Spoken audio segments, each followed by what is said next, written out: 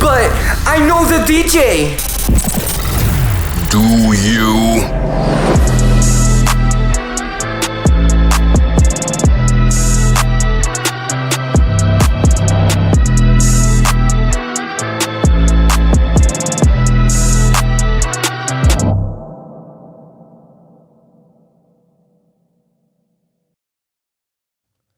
Welcome to episode 36 of But I Know the DJ, a podcast discussing all things DJ, music, nightlife, business, and pop culture through the unfiltered opinions of host Snacks, a.k.a. DJ Snackademics, powered by Dope Entertainment. Now I'd like to introduce our guest for today's episode, DJ duo by the name of Too Loud. We have DJs Rico Suave and Fingaz in the building. Yeah. Casamigos in hand, yes. The way I like it. Yeah, Too Suave. But we were just chopping it up about our weekends. We all, we're busy now. Which is exciting. We're open, kind of back to the way things are supposed to be, at least getting there. You guys just came off of a duoed headlining set at Venue, which went really, really well. Do you guys feel like your personalities or your styles individually completely changes when you're together? Is it better? Is it worse? Do you feel like you have to adapt to each other? What is that kind of process of being in a duo like? Well, I feel like we amplify each other. I feel like we play off of each other, and that kind of makes us it's kind of funny because there's a unity, and there's still like all right, cool. I'm a see what he does with this. I'm gonna see what he does with that. So it's kind of like I feel like we amplify each other. I feel like we're still ourselves, but we're just like it meshes so well that like it just works. It just feels like I play better when I play with him. Yeah, I can say that. I agree. Like, we've rocked together so often that we kind of understand our styles anyways. So if anything, it makes it easier when rocking together. Like we talked about this the other day. Like, it makes the night go easier. Like, doing track for track, you can't do that with just anybody. Yeah. So like there was a lot of times that either he had something loaded up already that I wanted, or I had something loaded up that he wanted, and it just happened to be, or he already had just played it, and I wanted to play something that's similar to that. And it's smooth, bro. Like, it's a lot of fun, to be honest. So they'll ask like, oh, what kind of DJ are you, or like, what's your DJ style, or whatever. What is Too Loud? What is that style? I'd say we are open format. We can do literally anything. You put us in any room with any demographic, and I think that's the hardest thing. And we were talking about how Venue is different. I feel like Venue is a lot more mixed now, where you have to do where you have to touch that top 40. You know what I'm saying? They have that crowd in there, but I feel like definitely we are an open format DJ crew. So wherever you put us, doesn't matter if it's Latin, doesn't matter if it's urban, doesn't matter if it's top 40 house, we'll be able to touch that, evenly. Mm-hmm. And that's why I think where our, when we download music, we're not just looking for one style of music. We're downloading all across the board. Yeah, I catch myself downloading. Like, there'll be times if I have a night, I know it's mainly hip hop. Obviously, you're looking through all the hip hop crates first, or whatever you're gonna download. But then I like to go at what's new. Like, whatever's new, let me just go down the list. I know I gotta download hip hop, but there's always gems in there. Like, yeah. And sometimes you miss it if you just stayed focused on that one genre for that day, because then shit gets lost. Like. Yeah. In one day, you'll have like 30 other uploads, and then you have to go through that, and you forget to go back to the other crates. So I'm always going through everything.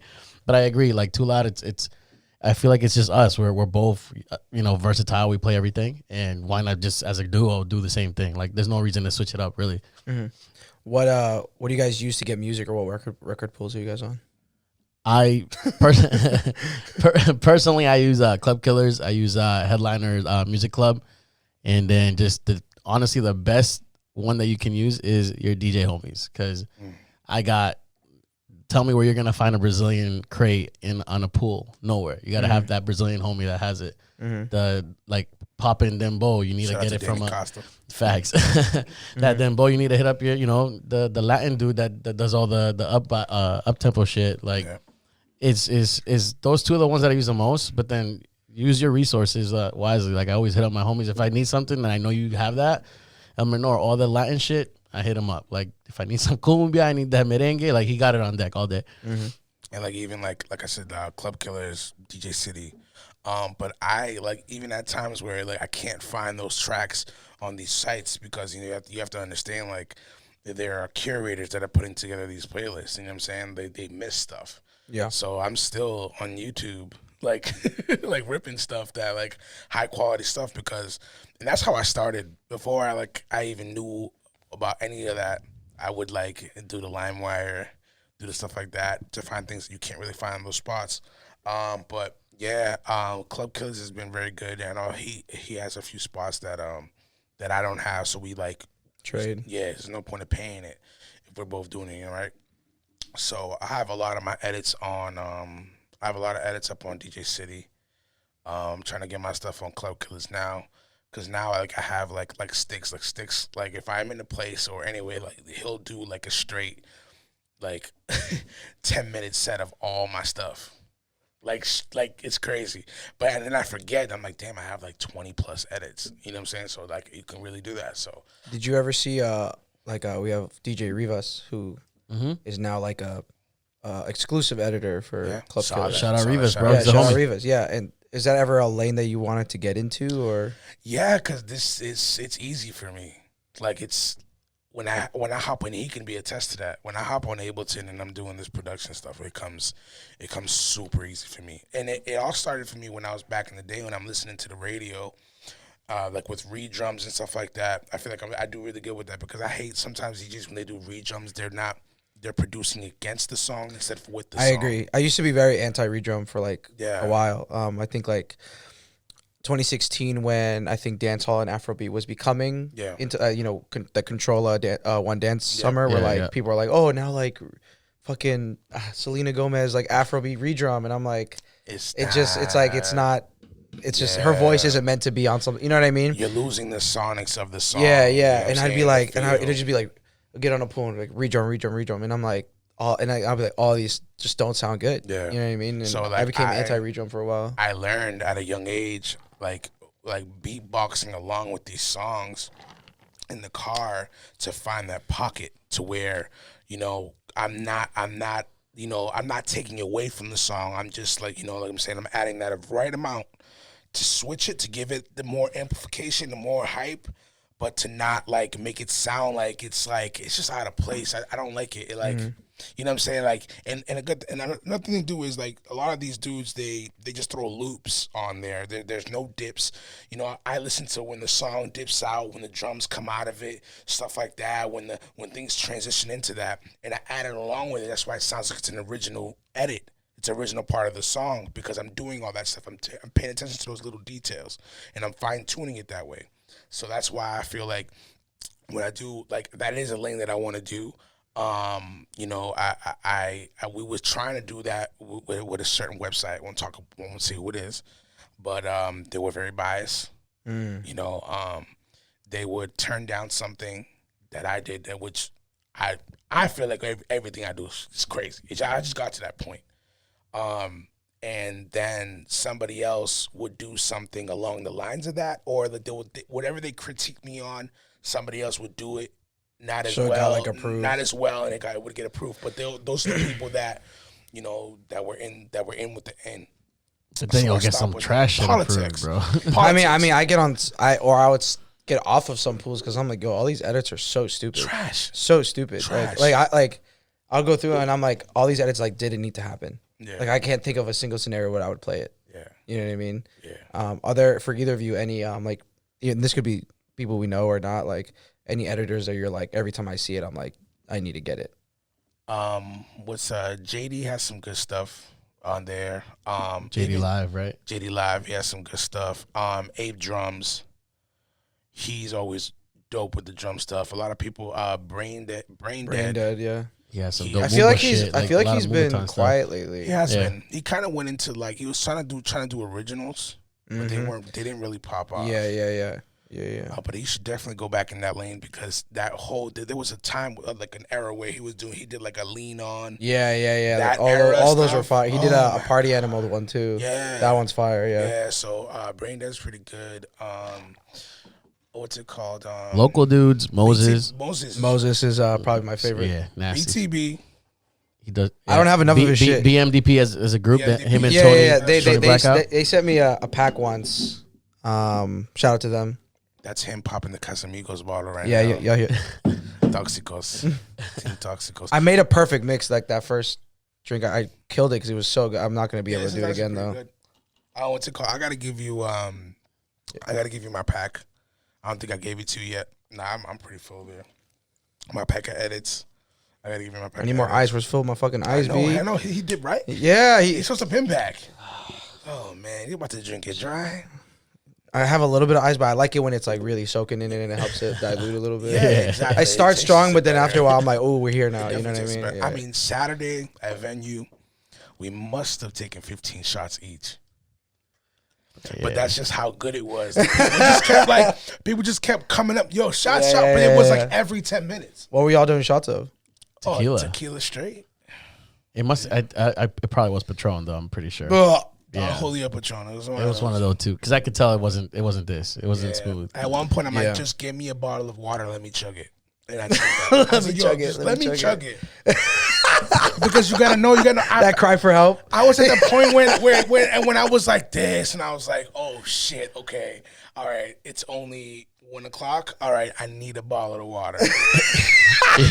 Just get me a bottle of water. That's why I don't really be doing shots like that. Big cocktail guy. Bro, it was the day after for me when I look back at the stories and see the one of him recording us like, yo, we had a good time. And I just look cockeyed like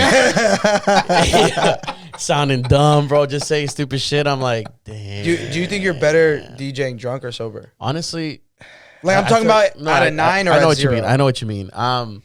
To me, I feel like it's just the drinking just, if anything, makes me more hype. Like it's not, my music is gonna be the same either way. I feel like I either go focused sober when I'm lit. It just brings a different energy, I guess. Like drinking, it's not gonna change the night. You're not thinking as much. Yeah, but I mean, you have to know your limit because you don't want to boss shit. Right. Yeah. You don't want to look unprofessional. I've seen people where they can't handle this. Me, it takes a while for me to get. It's when I get to the whip or home that it hits. When it hits, like, oh shit, yeah, nah, man, yeah. But that night was good. One thing that I have to get used to is probably like, when we started. I started up maybe a little bit before the pandemic lifted whatever the restrictions, but standing up for 4 hours is hard. Hectic and I were talking about that 2 weeks ago.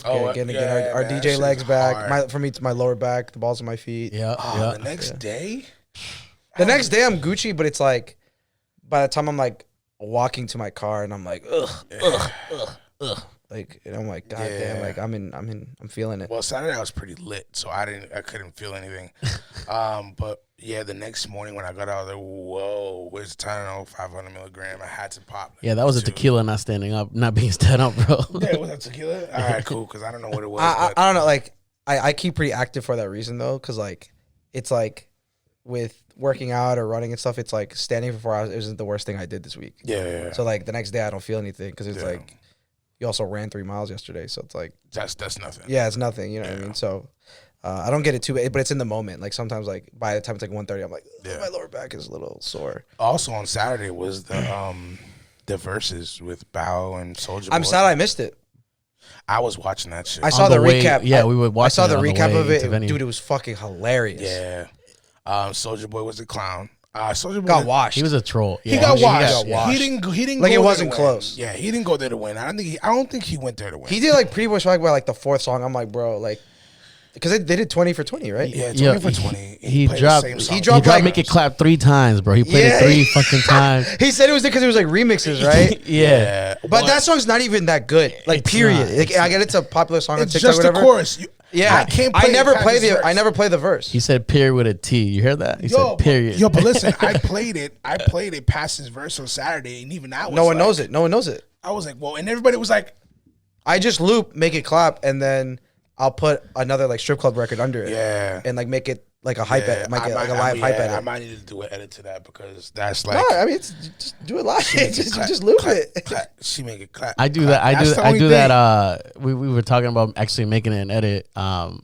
Just drop it when she make it clap. Busta Rhymes and Sean Paul, like BPMs are off though. Yeah, no, of course, but you can drop it on the little break right before the song comes up. You can make it work. Yeah, you can make it work because it's 60s, right? It's 60. So if you double time it and then you just turn it down, you bring it up a little bit on the tempo and then just make it clap. You can probably make it work. The thing is, make it clap. Sean Paul's like 95. Yeah, so it would It be could be a big transition. Yeah, but it'd be a if you chop it, like make yeah, it clap. I did. What did I do? I did something like that where I had to kind of crank it up to do something. Yeah. Was it make it? There's no way I did it that way, did I? I don't know. I did something, but usually I'll just like I literally use make it clap as a transitional thing where like if I'm at, let's say if I'm at like Yes Indeed, which is around the same tempo and like same kind of drum pattern and stuff like that, to go from there to there to like strip club shit, like that's like the middle thing that gets me there. We just lost all the girls right now. What are these geeks talking about? Yeah. What? BPMs? Where's the Casamigos?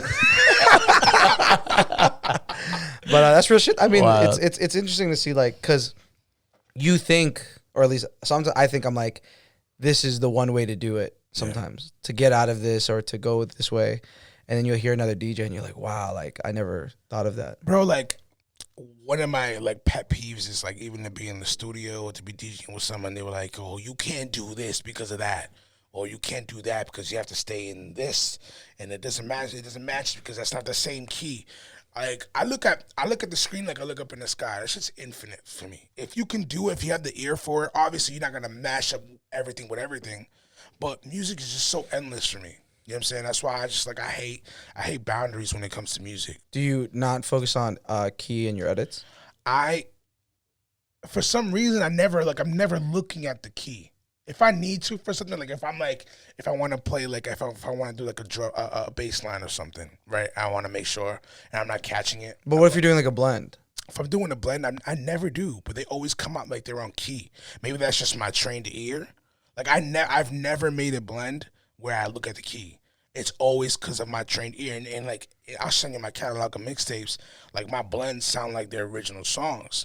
But it's just how I've trained my ear. Like, I know, I can hear a song with a song and be like, nah, that's not going to go. Yeah. And if you look at the keys, they're not going to go. But I've done stuff where I was like, yo, I went back and I'm like, what's the key to the song? I was like, oh, shit, they actually go.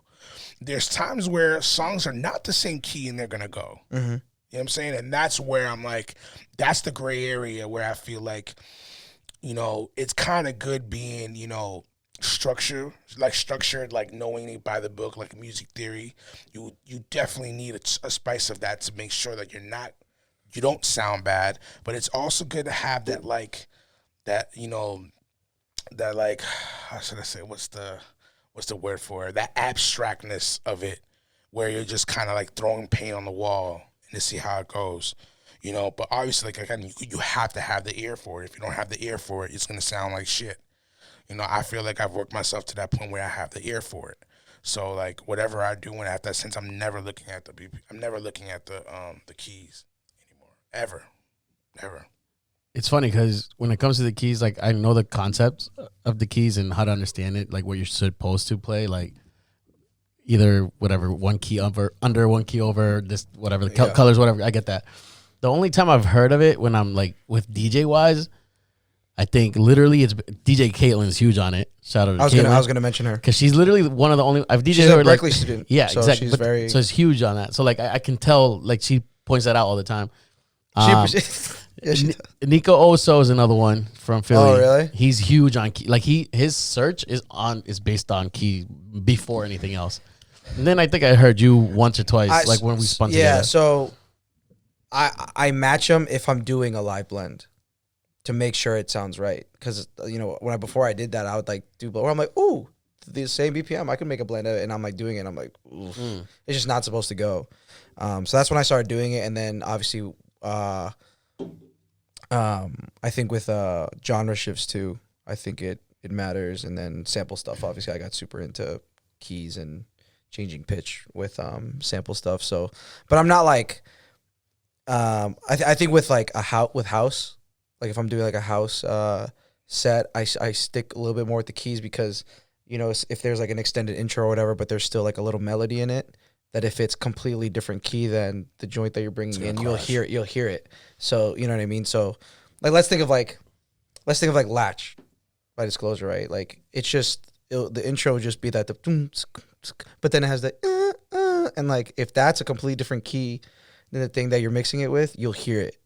And like I've done it, and like I'm sure the crowd doesn't care, but I'm like, especially for mixes. Like once I was doing like a bunch of mixes over COVID, that's when I like really got into it. Yeah. But when it comes to like actual, like if I'm DJing like Icon or something, I'm like, I'm not gonna not play this record, even though it's the right record to play, just because it's out of key. I was gonna say, because you just mentioned it yourself, like the crowd's not gonna fucking care. They don't. Or really I'll notice just change the key. Yeah. I'll just change the key as I mix it, and then when it drops in, I just press the button to get it back out of key.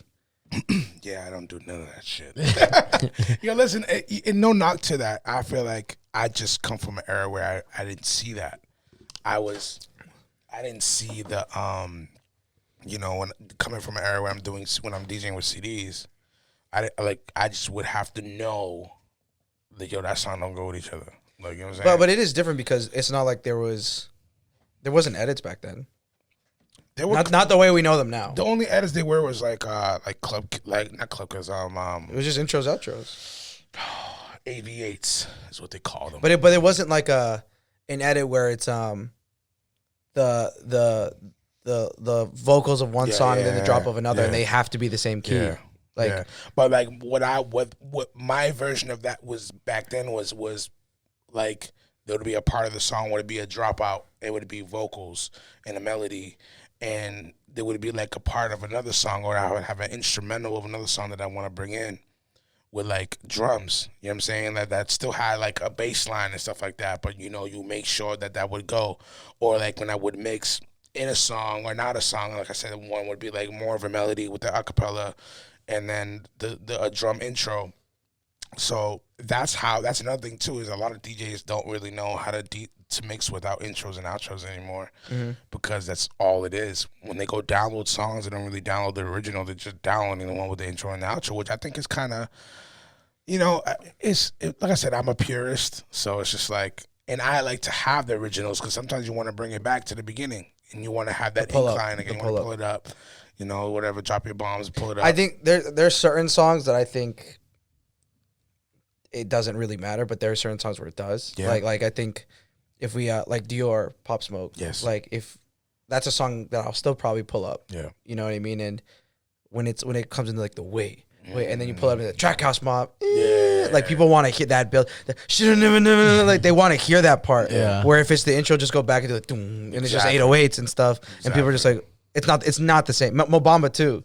Like you pull it up, bitch. Like that's the part that. So I remember like I would if like you're pulling up on your like young homie and you're like, yo, let me throw some record like real quick, like just as a joke, and like I remember I did that with Mo Bamba, and like I tried to do it, and they're like, they only had the intro version. I'm like, yo, you can't pull it up. Yeah, you can't pull it up. And they're like, oh, and I'm like, you need it. Like there's certain records to me, like for the most part, especially once I got a bigger storage space, I was able to like I'll do like the clean intro, dirty intro, and then original. Yes. I'll just get all three. Yeah, I still do that. You have to, yeah. And then I do so much like Aka out, Aka in stuff that's why I need the intro version to be able to keep the to do the live blend. Have it queued up. Bring it Yeah. So I do that a lot, like a lot. So I'll have it for that reason. But like I said, like I don't think I even have the Dior intro because I don't need it.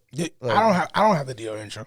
I think that like a lot of those songs, a lot of trap songs, you don't need an intro because it has just like a lead, and it will be already 4 bars. Exactly. So like it's really redundant to have. Yeah. Like, but I'm trying to think of a fucking song that like I'm like, yo, I need the intro because like the beginning is just awkward, or it's like it starts with like someone just like talking and then they like drop or something like that, where it's like I can't think of a song. But it's funny. It's funny because songs are actually doing that now. Like the King Von song, I forgot what the name of the song is, but where they'll come in with the verse and then bring it back to like a mixtape. They're doing that now on purpose. You ever listen to Tyga's Well Done mixtapes? No. Oh my god. So I'm a huge Tyga fan. Yeah, really? I love Tyga. Like back from like Coconut. Yeah. So okay. Woo! Okay. So we have to understand that like the rise of Young Money, like 08, 09. Yep. I was in 8th grade. So like to me it was like, like I remember middle high school, like walking in a Hot Topic, getting a graphic tee of like Drake or Wayne, getting a poster of, the Young Money crew, putting on my, like that was like my. Yeah, I was a senior in high school. Yeah, so that was like. Wow. The second Phil walked in, I was like, and he goes, "Oh shit, yeah, you knew." The ice man forgot the ice, and then walked in and remembered the ice. So coconut juice probably dropped in, I want to say 07. And he wasn't like Tyga wasn't. It was 08. Yeah, So Tyga wasn't Tyga at that time. He was just No. like Travis McCoy's cousin who made a record. Yeah. You know what I mean? But I thought he was fly. You know what I mean? That song was fire. Yeah, and it was a dope song. And then he gets it with Young Money, and then he's making whatever. And then it was like 2012 now, where it's like the strip club anthem. Rack City, Make It Nasty. Like that was the first one. Yeah. And I drop Rack City almost every night. Yeah, bro. It's I think I played it Saturday. yo, he's strip club god. And he's smart. He stayed in his lane. Stays in his lane. Found the blueprint. Thank you, Phil. Figured out the blueprint. Knows what thank you, bro. Knows what he's good at. Yep. And just does it. And there's nothing wrong with that. No, there isn't. So that's good. Good for him on that because he it's still working for him. Yeah. Like when he did the Macarena joint. Yes. When I because I heard about it and then I saw the title. I'm like, no, he didn't. And I hear and I was just like, Saturday too. But when I first said, I was like, I'm really not gonna lie. And then I just hear, I fuck with Tyga, bro. And I was like, I was like, this is. I stopped it. I'm like, nah, this is. I was like, go, strip club, go. No, and people love to shit on him. Yeah. But there's Headliners actually just reposted. I don't know if you guys saw. I don't know if you follow their Instagram, but I guess they had Tyga in one of their like conferences. Headliners Music Club. Yeah. Had him like one of his conferences, like the guest, like the keynote speaker, whatever the fuck. And there's a clip that they reposted the other day where it was Tyga talking, like, and it's Tyga with a bunch of DJs, so he can't really fully connect. Yeah. But he was just like, yeah, I mean, shout out my DJs, for always playing my records. It's funny, like, I'll keep making 100 BPM records for y'all because every DJ tells me they like it, and everyone just starts like laughing because they're like, because it's true. That J Balvin joint, logo con whatever, conmigo, bro. Fire. And like Tyga was like laughing. He goes, people tell me to keep making 100 BPM joints, so I'll still do it for y'all. And everyone was like, yeah. Like, he doesn't need to do the trap shit. He does not need to do the trap shit. Yeah, like we need that party stuff because I feel like a lot of people are not doing it. It's coming back though a lot more. A lot more people have, but again, I feel like it's kind of dipping back off. I kind of feel like also that Latin is gonna kind of bring back house. I feel like it's already there to me. I feel like post-pandemic, it's been house and Latin has been house. I mean, big room is like. I mean, there's always space spot for a big room record or two, but if you go to like Bijou main room now, it's deep house. It's deep house, tech house, We were talking on the way here, bro. Like, it's a vibe. Like, like you look at the crowd and everyone's in it. Yeah, like, I mean, I was in Vegas 2 years ago and I went to Omnia's rooftop and like it was just a deep house. Like it was, oh my god, excuse me. The main room was, I think Martin Garrix. Oh shit. And then it was like packed and I was like, oh, this is super cool. But I heard about the roof, went to the roof and it was just vibes. Like it was just, since it's so hot, like they had like the mist. Like the water, like the cold water, so things were like, it was just sexy. Like that's just the way to describe it. It was like a red room. I'm trying to picture the deep house, and that's how New York is. Like my boy told me all the time, I used to come out to New York. Like they have these spots where it's just like the room is red. And they'll have like every now and then they'll have like strobe lights, and it's just that deep house. Like and like too like that's big right now. Is the Afro House is huge. Yeah, Afro House is fire. It's huge right now. So. I feel like it's kind of that up tempo.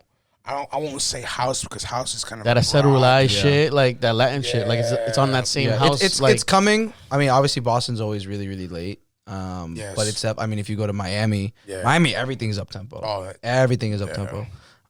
New York too, I guess. If you want to do like uptown like Dembo stuff, obviously, but. Boston, probably next year, we'll be saying, it's here. I just want music to be fun, like that era where, like, when the Black Eyed Peas and Will.i.am had their run, where everyone was doing the up tempo, where Usher, baby, let me love you. Oh my god, that era.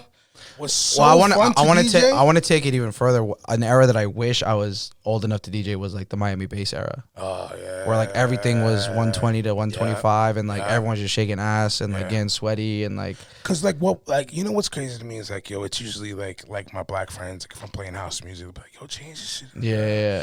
Change this like. But it's a closed minded thing though. Super. Cause like I like deep house a lot. Tech house is cool. Yeah. But I'm huge into tech house. If it gets like too like garagey though, yeah, I'll be like, oh, okay, you're kind of losing me. It's just like, yo, it's just like, you know that black people invented house, right? They'd be like, very true. What? That's funny you say that. That's so funny you say that. So I was doing brunches at 222 like every week during COVID, and I was like, let me shake shit up. So I was doing like Chicago house, which is completely black culture. You know what I'm saying? Yeah, it's still rocking till today. Yeah. And I'm playing like the classic joints.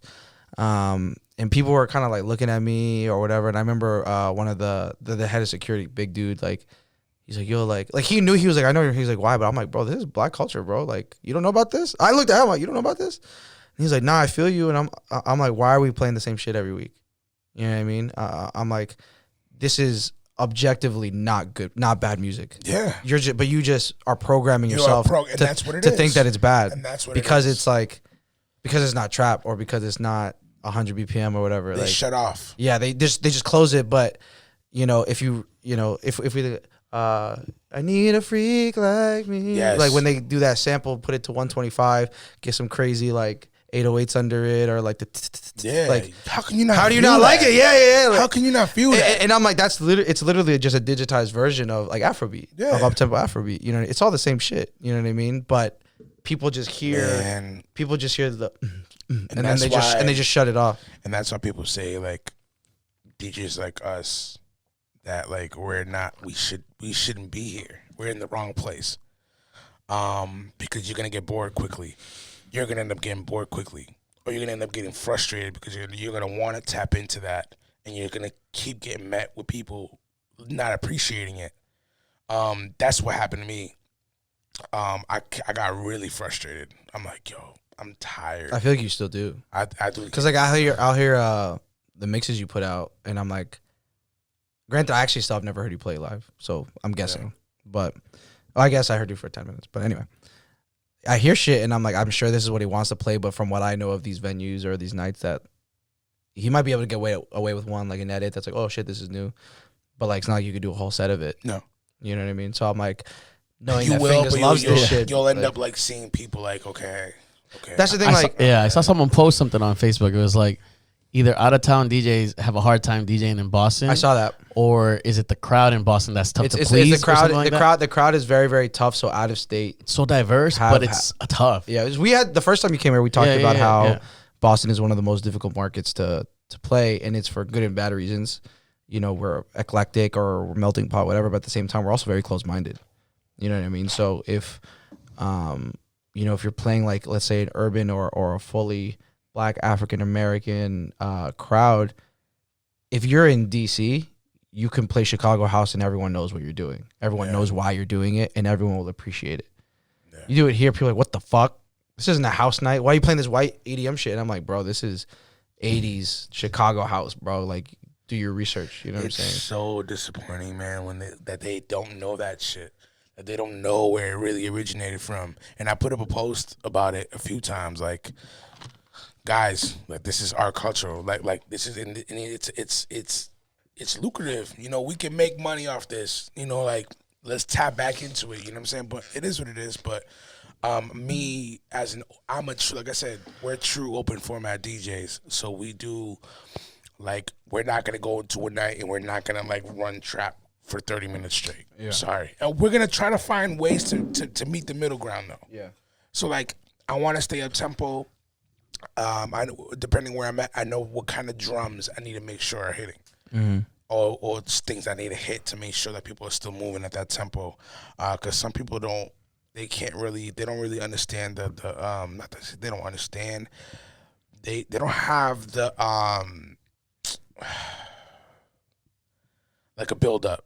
They can't stand through a build up. Once it drops, like if you go to an EDM spot, like they're still like hands up, they're like stretching, they're feeling the air. Granted, they might be on something that they can actually touch the air, but like the dropout, I think it's a beautiful thing. That build up, that you feeling it, right? So it's just like, hopefully we can get back to those days. There was a time in Boston where venue, like I said last time, where venue that shit was primary. Like 1 o'clock, I'm playing house. You know, like they wanted it that way, and it just changed. You know, with market and stuff like that. But hopefully we'll get back to it. Do you feel like any of you guys have been like labeled X type of DJ?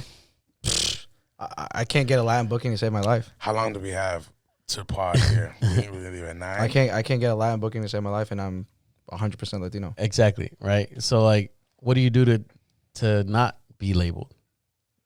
Or what can you do, I guess, to help yourself? I mean, so how do I answer this? I mean, it's hard, right? Well, so I think it's difficult for people like us because there might be that 1 or 2 demographics that or genres or whatever we want to call it that we can't get, but we're also getting everything else.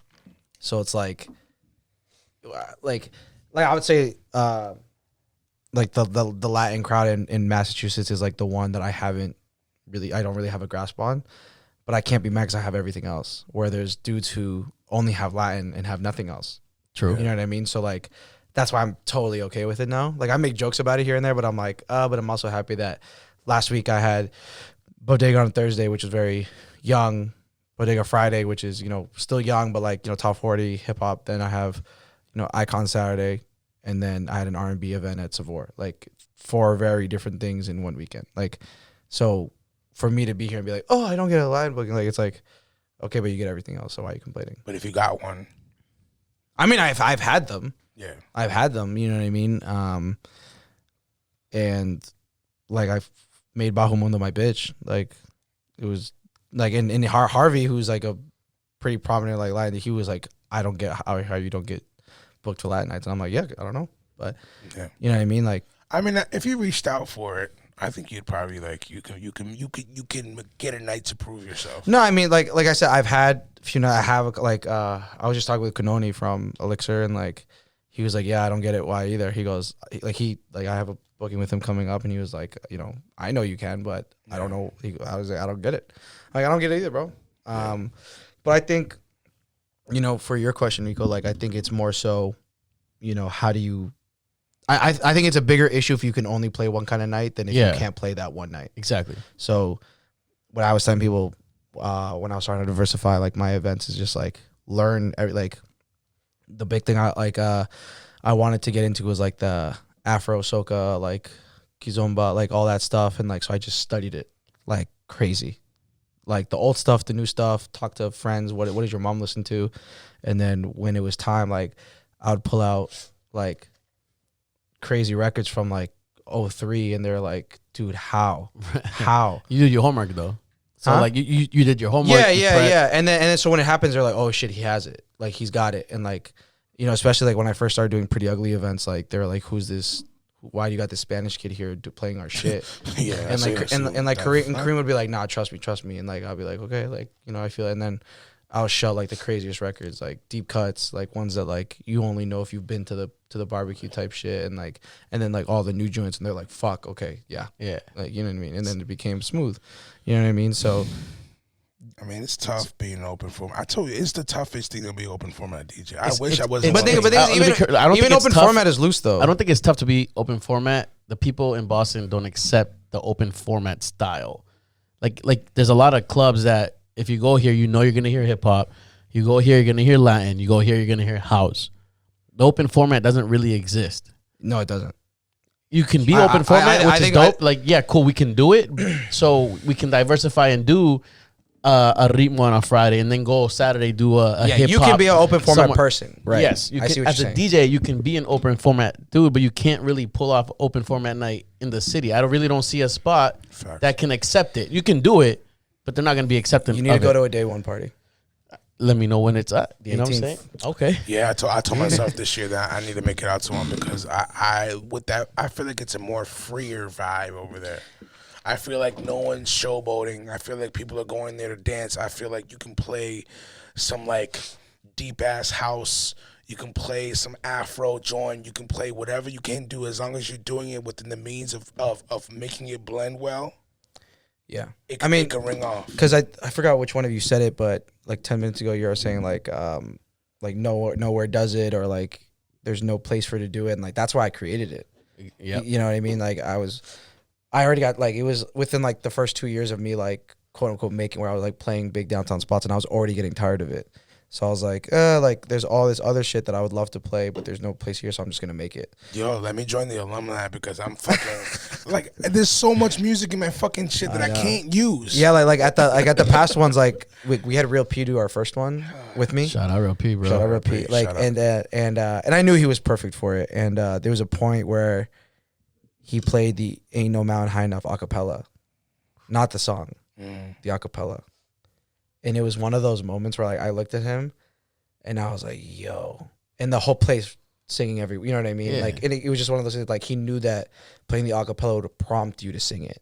Yeah. And it was just this moment, bro. Like that's why I'm talking about it 2 years later. Like it's this moment where I'm just looking around this party I just fucking put together, and I'm like, everyone's singing Ain't No Mountain High Enough, Marvin Gaye shit, like drunk, hugging each other. Yeah. And I was like, yo. And like I said, like crazy. with me, there's no boundaries. Like you can do that. You can drop an acapella like that, at the right time. You know This is what I'm fucking saying? gone, by the way. The next drink, if there's any left, I'm gonna have some. I more. am slinging this. Sorry, go ahead. Nah, but what nicknames have you gotten? Because I know you were looking for AKAs.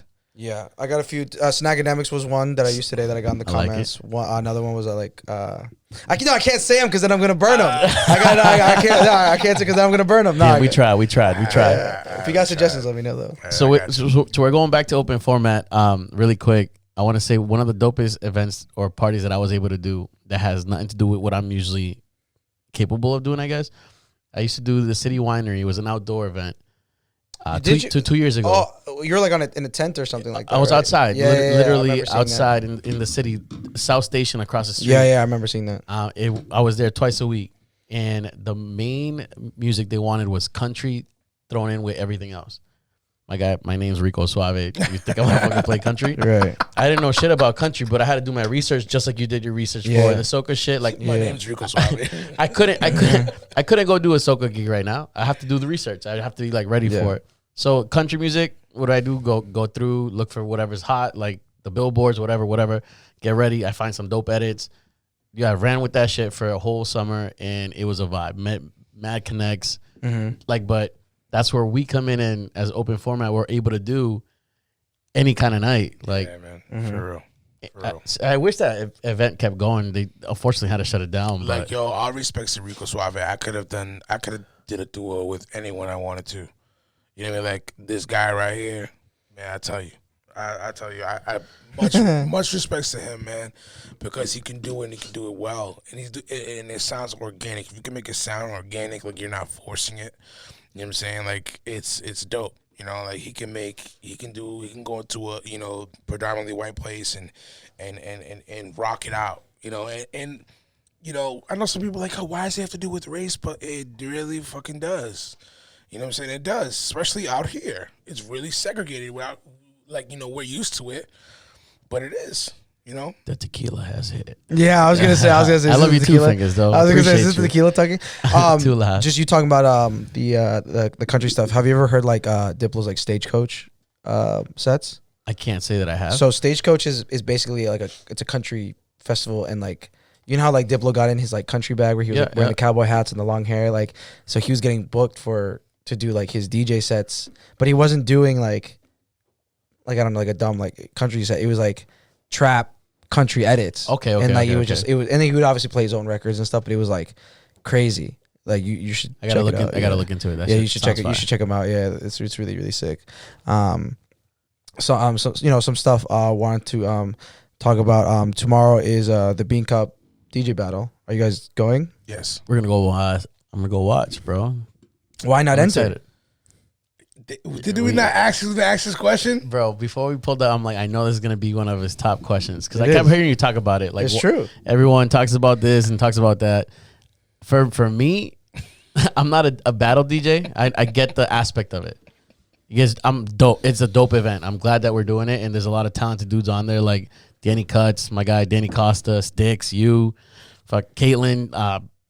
There's mad people in there. I forget who else I'm missing. Yeah, but Picasso, Cammy, all the homies are in there, right? Like that's so dope to me. Like I seen you were in your bag all summer, like doing the video shit, like you know what I'm saying, like showing off your skills, and you got a lot of the DJ homies in the city like following you and doing it. That's a dope. Like I love it. I love listening to it.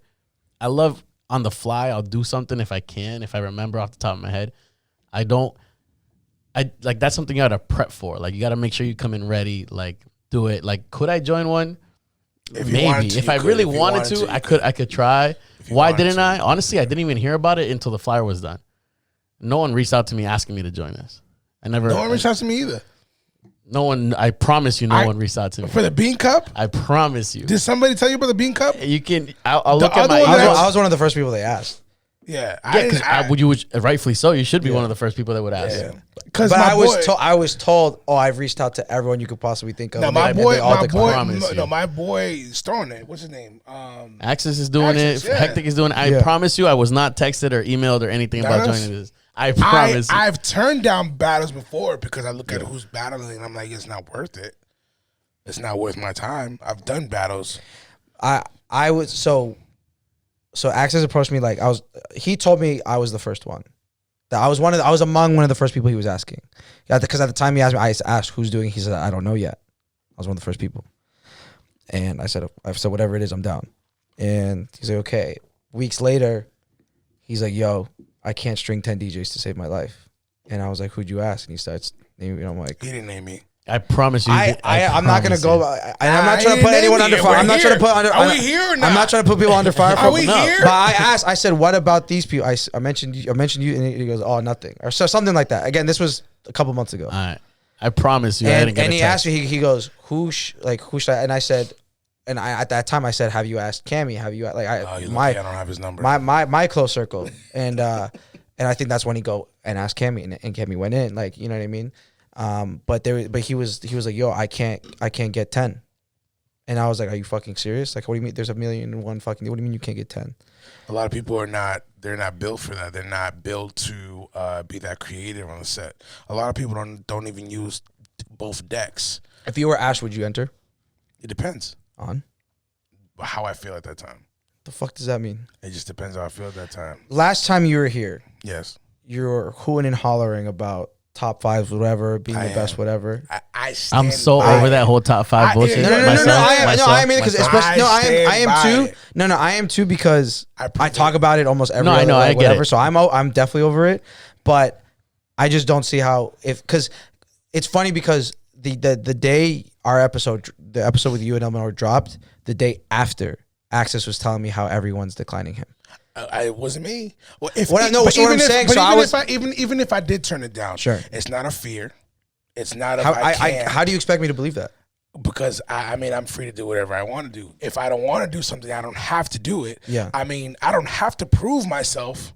I don't. I'm past that stage. I prove that in everything else that I do. I can understand that somebody that's still trying to prove themselves in Boston. Cool. Everyone knows I can get into this DJ game and do that. Knows that. Well, the people that are I don't know. I've never seen you play. And one day you will notice that. Yeah. One day you will see that. You know what? He knows that. Axis knows that. Heck knows that. Everyone knows that. Why didn't Hectic ask you? No one asked me. You know what? And it's cool. It's all right. But if I was to decline something like that, it's not out of fear. And I'm at that point where I really don't care what anyone thinks. You can try to bait me if you want. And this isn't necessarily And just in my case, it's not anything of. In my case, there's not a DJ that makes me shiver and quiver. In my case, but if that's the case, then why not compete? I mean, like I said, I don't have an answer for that. So it's just however I feel. If I feel like it's just like, yo, if I feel like no, it's fine because some people PTSD from Sticks episode. Some people can't accept like I said, in my case, like it's not a I don't want to do it because I'm shivering or I'm scared I'm not going to win or I'm not going to perform. I mean, like, I do a lot of the stuff. I do a lot of the tricks. I do a lot of the blending, a lot of the cuts, a lot of the bringing it back live. Like I can do that. If I was to prepare, I never prepare live. We were supposed to prepare for venue and we didn't. If I prepared, it'd be a problem. Now, whenever I feel like I want to do that, I'm going to do that without the fear of anyone thinking that I'm scared. That's just the space that I am in my life. So you might think that like, oh, just because he's saying he doesn't want to do it, even though he's saying he's good, he might be scared. That's fine. That's your opinion. You could think that. And this isn't because you're not the only one. Yeah, I know. So you're just the one. I'm honestly just using you as the punching bag, to be honest. No, of course. And I'm obviously not coming at you or your. No. You know what I mean? But to me, and this is for you or anyone, that if anyone is hooting and hollering about XYZ, I would think that they're the first person in line to compete. You feel what I'm saying? Me, you know, I mean, I have a podcast where I can talk all the shit that I want, and I've said things like that where I'm like, oh, they need to have this, they need to do this. So in my opinion, I think if I had this platform where people listen to me and say that, and then they found out that I declined to compete, they'd be like, yo, but you say all this shit, and I think I would look stupid. Yeah, you know I mean, but that within that you and yourself, you know, we can't gauge ourselves off of people's assumptions. No, but what I'm saying is like I am confident in myself because I don't need to prove anything because it's all on my Instagram. Yeah, but even I did a whole year of even it. you declining it should have nothing to do with a confidence thing. It's not especially if you prove yourself time and time again. It's not a lack of confidence. It's that I am so confident. I think I can actually win. Yeah, I mean, even in that, even a decline from me or from you or from him is not coming from a thinking of anything or surrounding that. For me, it's my time. I'm like, do I want to do something like that right now? No. I don't. You must have a fire set ready. Then, I'm not interested. No. So and I'm going to talk I heard about your last episode. You weren't so confident. You said someone else is going to win. I still. Now you're saying no, I still. I'm gonna win. No. I didn't say I think I'm going to win. I said I am confident enough that I could win. I'm not. I am not walking being like I am you know you see Red 3 style or like where they like do like a sound bite where it's like, oh, I'm the champ, or like I'm not doing that. Like I'm not gonna. I mean, I'm not that's confident. dope to me though. Like no, it's part of the culture, but like I'm not that confident. But what I'm saying is, I think a couple of things. Like now I'm talking about myself, where it's like I'm confident that I can do things that a lot of people can't. And I want to showcase that. That's and I want to do it live, and I want other people to see it. I think it's going to be really cool. I'm excited, very excited that it's happening, and that I'm a part of it. So it is a 3 style type. Oh, so that's another thing. So yeah, what's the rules? So it was super unclear. I was just talking to Cammy about this last night. He called me, and he was like, "Bro, so you figured out your set yet?" And I was like, "I just figured it out." So tonight after this, I'm spending 3 hours of just doing it over and over. You know what I mean? And just so I have it, I can do it with my eyes closed. How long is your set? They're 8-minute sets. Yeah, so this is gonna be after the event's done. One round, 8 minutes. 8 minutes of your 10 DJs? No. Yeah. So I think it's 8. It's 8 total, but 1 is out. 1 dropped out. Yeah.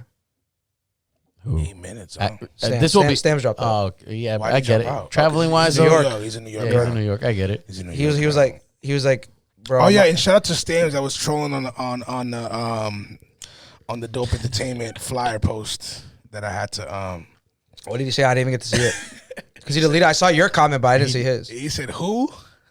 That was him being dumb. That's him being dumb. Yeah. That's him being dumb. Oh man, and then he hit me up. He's like, "Yeah, I love you, man." I'm like, No, yeah. that's it. I'm like, I'm about to smoke, right? You know me. Have you seen me on his Facebook posts? Yeah. I troll him all the time. Yeah, but so, he was like, "Yo, some people don't know me, so they might think that I'm this." And I'm that. I'm like, yeah, you sound like a hater. Your recent one killed me. You sound like you wanted to be Wait, on what? that flyer. Your recent one killed me. I forgot what I always comment on. Squire for America's birthday. Yeah, because he posted his 4th of July lineup, and the Thursday one is Squire, and I was like, "Yo, Squire for America's birthday." Like, Yeah, but shout out to the Thursdays though. Check them out. Shout out Hectic and Stams. I like what Hex, what he's trying to bring that place Hell yeah. up. He's trying to. You won't catch me in there, but y'all have fun. No, we need to have a night that where we have like a night and just like because when we drink together, like when we're out, when we're not playing, or even if we are playing, if one of us is playing, like we usually go pretty hard. Yeah, we do. We do. So it's just like, we gotta have a night where we're like, us 3 of us are G. I feel like we would complement each other very well on the set. Yeah. Oh yeah.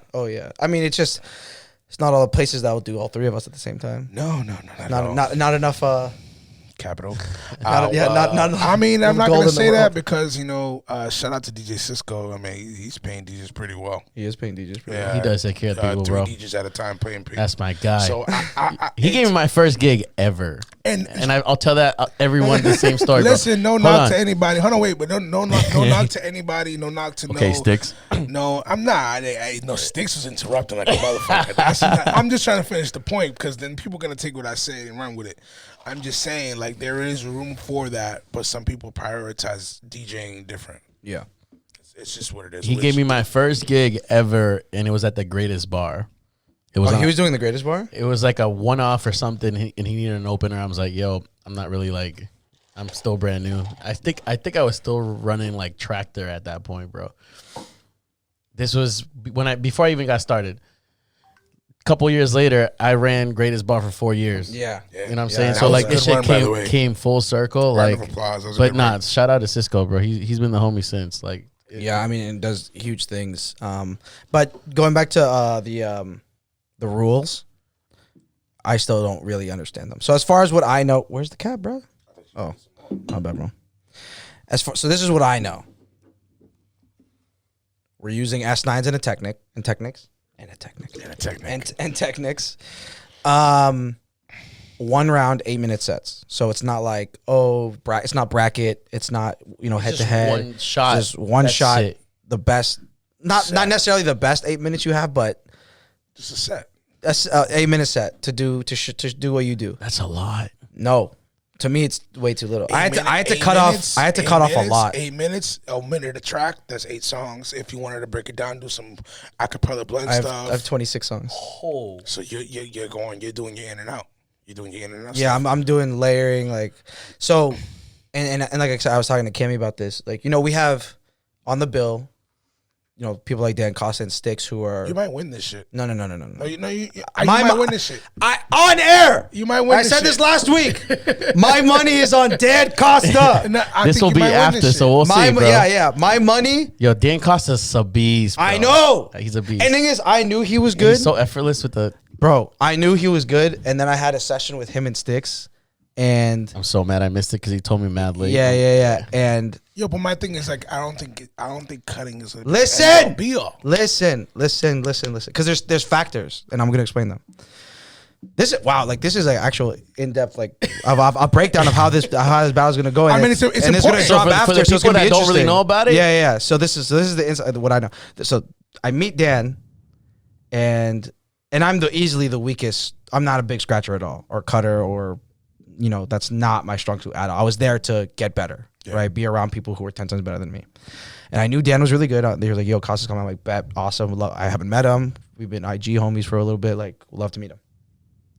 And he gets there, and not only is he unreal, but like his hand control is, I would say, next to none. Yeah, man. And I told him, I'm like, bro, like I was watching him, like just his. On the vinyl. Yeah, but like, doing like the yeah, like his hand Stutters. control, his stutters are next to none. Yeah, and he's we were doing like a circle. Yeah. So it's me, Elliot Ness, Go around. Sticks. You Yeah. Ness, So bro. I'm amongst like the guys I like, you know what I'm saying? Because I'm just trying to get better, and Kudos to you for Ness that. is yeah, a and beast, I bro. think I know what I can do, and like I'm happy with my position, but I know that I need to get better, and there's people who are better than me in certain places, and you know what I mean.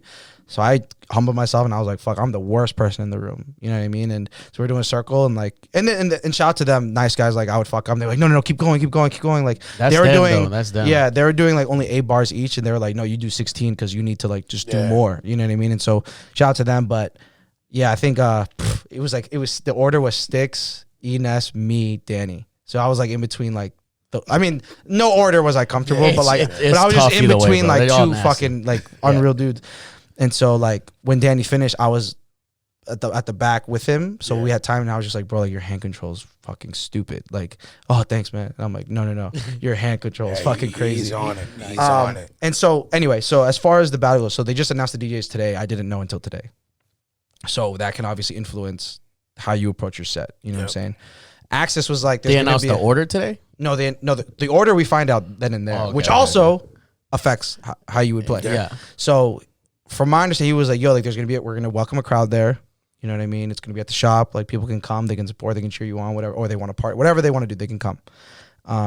So obviously, playing to the crowd is gonna be a part of the battle or a part of the judging. Yep. Supposedly.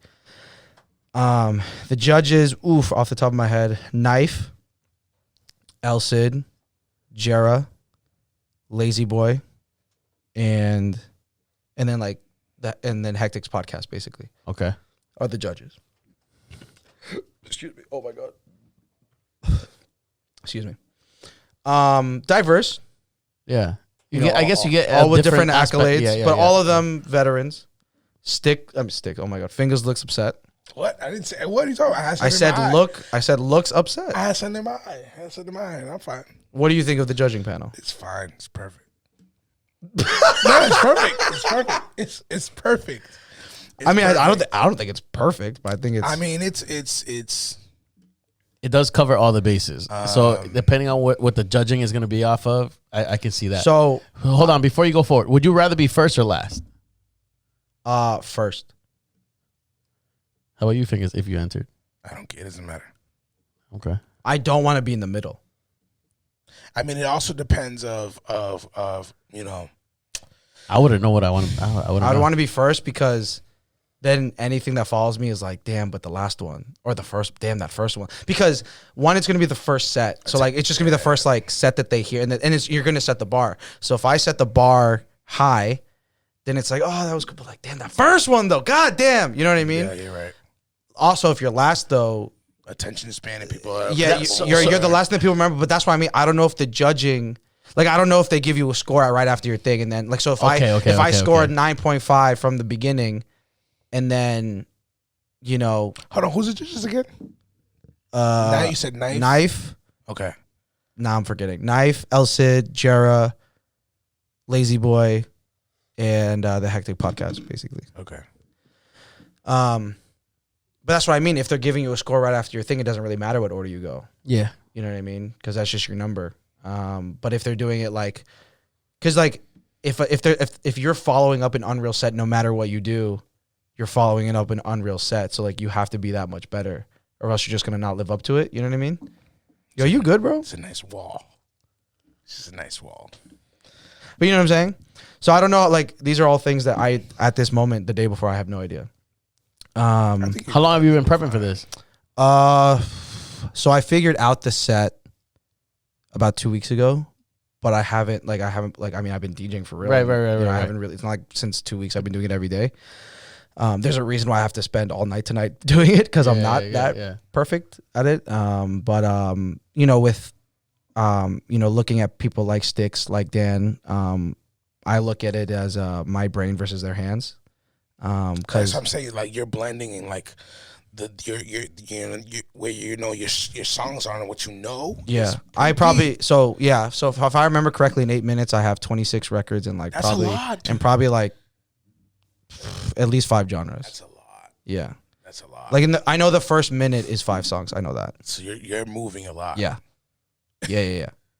And but the thing is, like, and I was talking to Cammy about this last night, is that the set is insanely conceptual. That it might be too conceptual. That like people might not understand what I'm doing. You know what I mean? Well, you know, the good thing about it, it's not a crowd that's partying. It's a crowd that's paying attention. So there'll be more. You know, like, oh, what is he doing? Yeah, exactly. So, but you know, like when I found out that one of the judges was Lazy Boy, who's a table manners DJ. Who, if you go on his videos, it's just him cutting. Yeah. You know what I mean? Where it's like he's gonna fucking hate my set. I went to that event that they put together with Access. It was in MIT, I think. Yeah, I think it was. I don't know what you're talking about. It was like a live. So basically, they had turntablists throughout the whole place, and they made a song as one. Each one had a different part of the track. Like someone was controlling, you know, the bass. Someone was controlling like everyone had a different part of a track, and like everyone was scratching and doing flips and back and forth. They made a song together as a group of DJs. Shout out to ask him about it. Like it was mad dope. Like he was in it. He was in it. Who else? Bobby Bangers was in it. I remember that. Yeah. I'm pretty sure. Lazy Boy was in it. Lazy Boy was in it. Yeah, Lazy Boy was in 3 Style. Like, but early 3-style when it was like still like headspin and like. I remember seeing his live once. He went live when the pandemic was happening. I'm just like, this dude's just butter. Like, He's insane. nasty. So, But there's a lot of talent in the city. So that goes to show, like, shout out to you guys. yeah. Going back to the whole event. I going on record, I wasn't asked to join it. Would I have? I don't know. Probably. Maybe not. Same. Fingers, I don't know if he did or not. I did not get asked. I'm going on record. I did not get asked. To me, it's, and I said this on last week's or 2 weeks ago. If I'm gonna go around and say that I'm among the best, I have to compete. That's just the way I look at it, and that might be completely different from y'all's philosophy. Or it's like, you know, some people think they're the best because they get the most bookings or because they get the most lucrative gigs.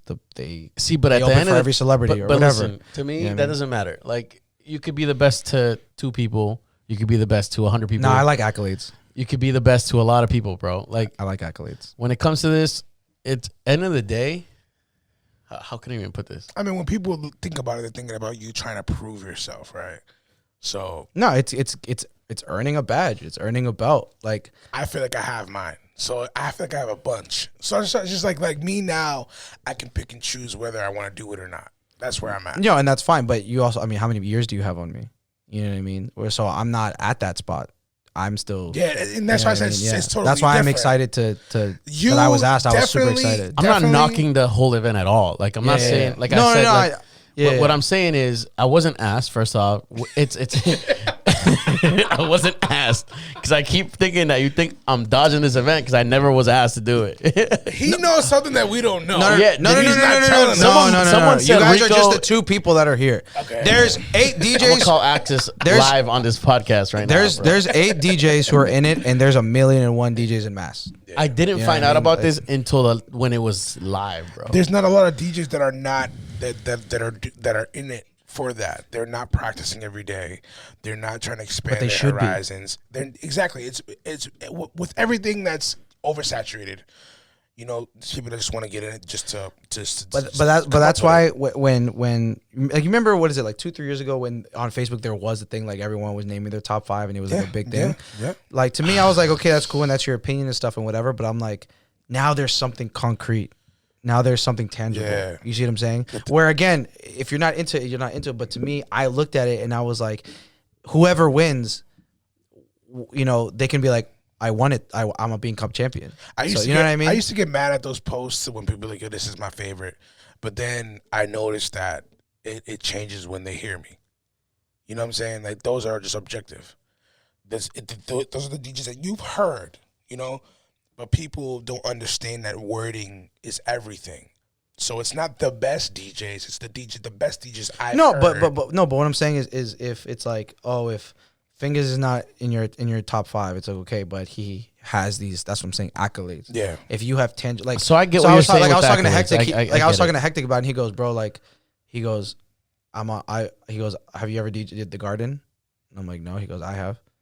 He's like, have you been on radio? No, I have on 2 stations. Like, you know what I'm saying? These are tangible accolades. Right. Okay. You know what I'm saying? I So get what you're then when saying. you look at that, it's like, I look at it, I'm like, yeah, why would you have to compete? Because you can literally just pull this out versus like, oh, I DJ venue. It was like, okay, so does 50 other DJs. Yeah. But it's like, I've done this like indefinite thing. You know what I'm saying? So, like I was one of the winners for the Run the Track battle, which was a virtual battle. You know what I mean? So if I don't think I'm going to win. I think I'm going to be competitive. I think Dan's going to win. I'm Said rooting it for you, bro. multiple times. I think Costa's going to win. But if I did win, I would have 2 belts. Do you think the and we're spending a lot of time on this, but this is very important because, like you said, it's tomorrow whenever this drops. But do you think that the judges are spread out even? I think they're gonna pick the judges better. That's why I was rubbing the ball. So the thing is, I know a lot of them weren't first choice DJs. Real P was asked to be a DJ, isn't a DJ. LeDuc was supposed to be a DJ, a judge, isn't a judge. And I'm sure there's others. Yeah. I know Knife was supposed to be from Jump. I know that, and I think he's a great pick. He's got solid background. He's got the good life shit. He's always put that DJ appreciation shit together. Yeah, like, exactly. I think he's a perfect person for a judge. Yeah. You know, there's some, like, I don't know, like Lazy Boy should be there. I think any tables manners DJ should be there. Yes, they should. Because one of them, you know, Lazy Boy being one of them. That's high level. Then again, we don't know the style. You just said yourself, you don't really know. But what I think it's supposed to be one of the broken judges, down to. like 1 out of 5 judges, should be like a very where they can understand. Like if Sticks is fucking cutting, but we have a bunch of radio DJs, everyone's gonna be like, oh, I guess it's cool. Like, well, it's not radio though. Like, but you know, he's gonna be like, no, this was a very difficult scratch that he did. I just texted Access and asked him why I was not a judge. So, okay, let's do this. If you had to put yourself and replace one of the current judges, who would you replace and why? Sid. Why? Experience. Elaborate. Over everybody else. Are you talking about just years? Are you talking about just years or? No, who is it again? It's. Goddamn, it's the third time. I wouldn't replace any table manners DJs. Because there's Jera, Sid. I would never replace Jera. I wouldn't. Knife, table manners, and Hectic. Hectics. It would be Sid. Just experience. Just when you say experience, you mean by years? By years, what it like? Yeah, by years experience. You know what I'm saying? Like Jera's experience in the game, he's heard mad people. Not to knock on Sid, but you asked me a question. If I know, yeah. I didn't say shit.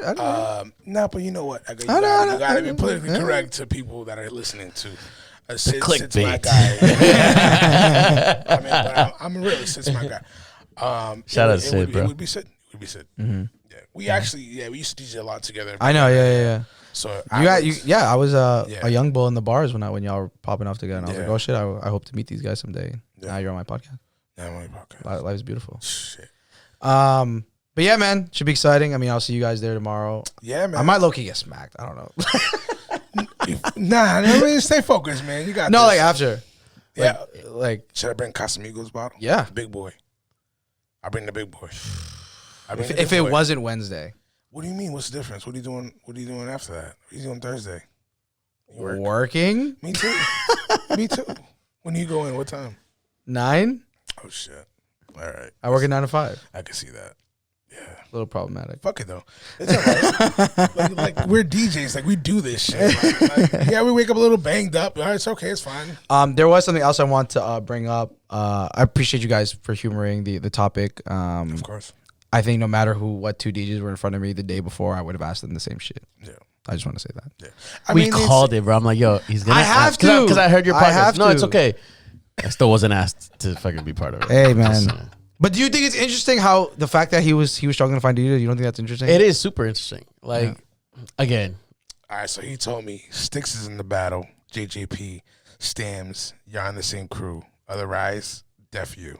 So, I mean, I'm going to talk to you. So after if I about call this. him and hit him up, if he doesn't tell me the same shit, then Yo, but the thing about me is like I'm a person. I'm like it's facts. Or I told him this today. It's facts over feelings for me. Yeah. I don't care if we came out the same womb. If you didn't do good that day, I'm not picking you. You know what I'm saying? But but I can understand. Sorry to interrupt you, but I was looking at things and I was like, I have no I have no leverage. Like none of these dudes like me more than anyone else. You know what I mean? I can see what you. So I looked at it. I sent it to. But that also gave you your flowers. I'm like, during pandemic, you were the only one going online heavy. Yeah, but like posting on Instagram routines and shit. So well, the thing is that ended up why fucking wouldn't me you up. be the first but one? thing is that ended up fucking me up because I can't use any of that ammo. Fuck it. Like I had to come up with completely brand new shit. Yeah, I was pissed. But yeah, I was pissed. That's why and I had were like the direct. freestyle that I threw out all my ammo and the DMS set that I threw out all my ammo out. I had to come up with brand new shit, bro. I was pissed. And you're still asking yourself why you were first to be asked? No. I'm not necessarily surprised. No, what I'm saying. You were. You're like, why was I first? No. When I because during when I was posting, I was like, Access was always You showing had the me love. accolades. You're like, yo, this is the guy we need to put in this shit. So that's why you were first. CBS, No, bro. yeah. But like I said, like I wasn't surprised because like I said, we were talking weekly at that point because like I still have never met Access. Shout out him, bro. He's the fucking most humble dude. Yeah. Like he's a super nice guy. Any of us, and probably I'll scratch any of us too. Yeah. Like I've never met him, but he was like showing mad love. I think he just like recognized, cool talent and creativity, whatever. Yeah. Showing mad love, and so when it came to the time, it wasn't weird because we like I think when he asked me, we talked like 2 days before. You know what I mean? Yeah, man, it's exciting. Who do you think you can eliminate off the bat? Everyone else, but Costa and yours. So Danny cuts. I think when Hector's, I said Danny Cuts and Dan are like the two dudes. I'm like that make me shiver. Like I'm like they're the guys that when they're on, I'm like, okay, I need to see what I'm dealing with if they go before me or whatever.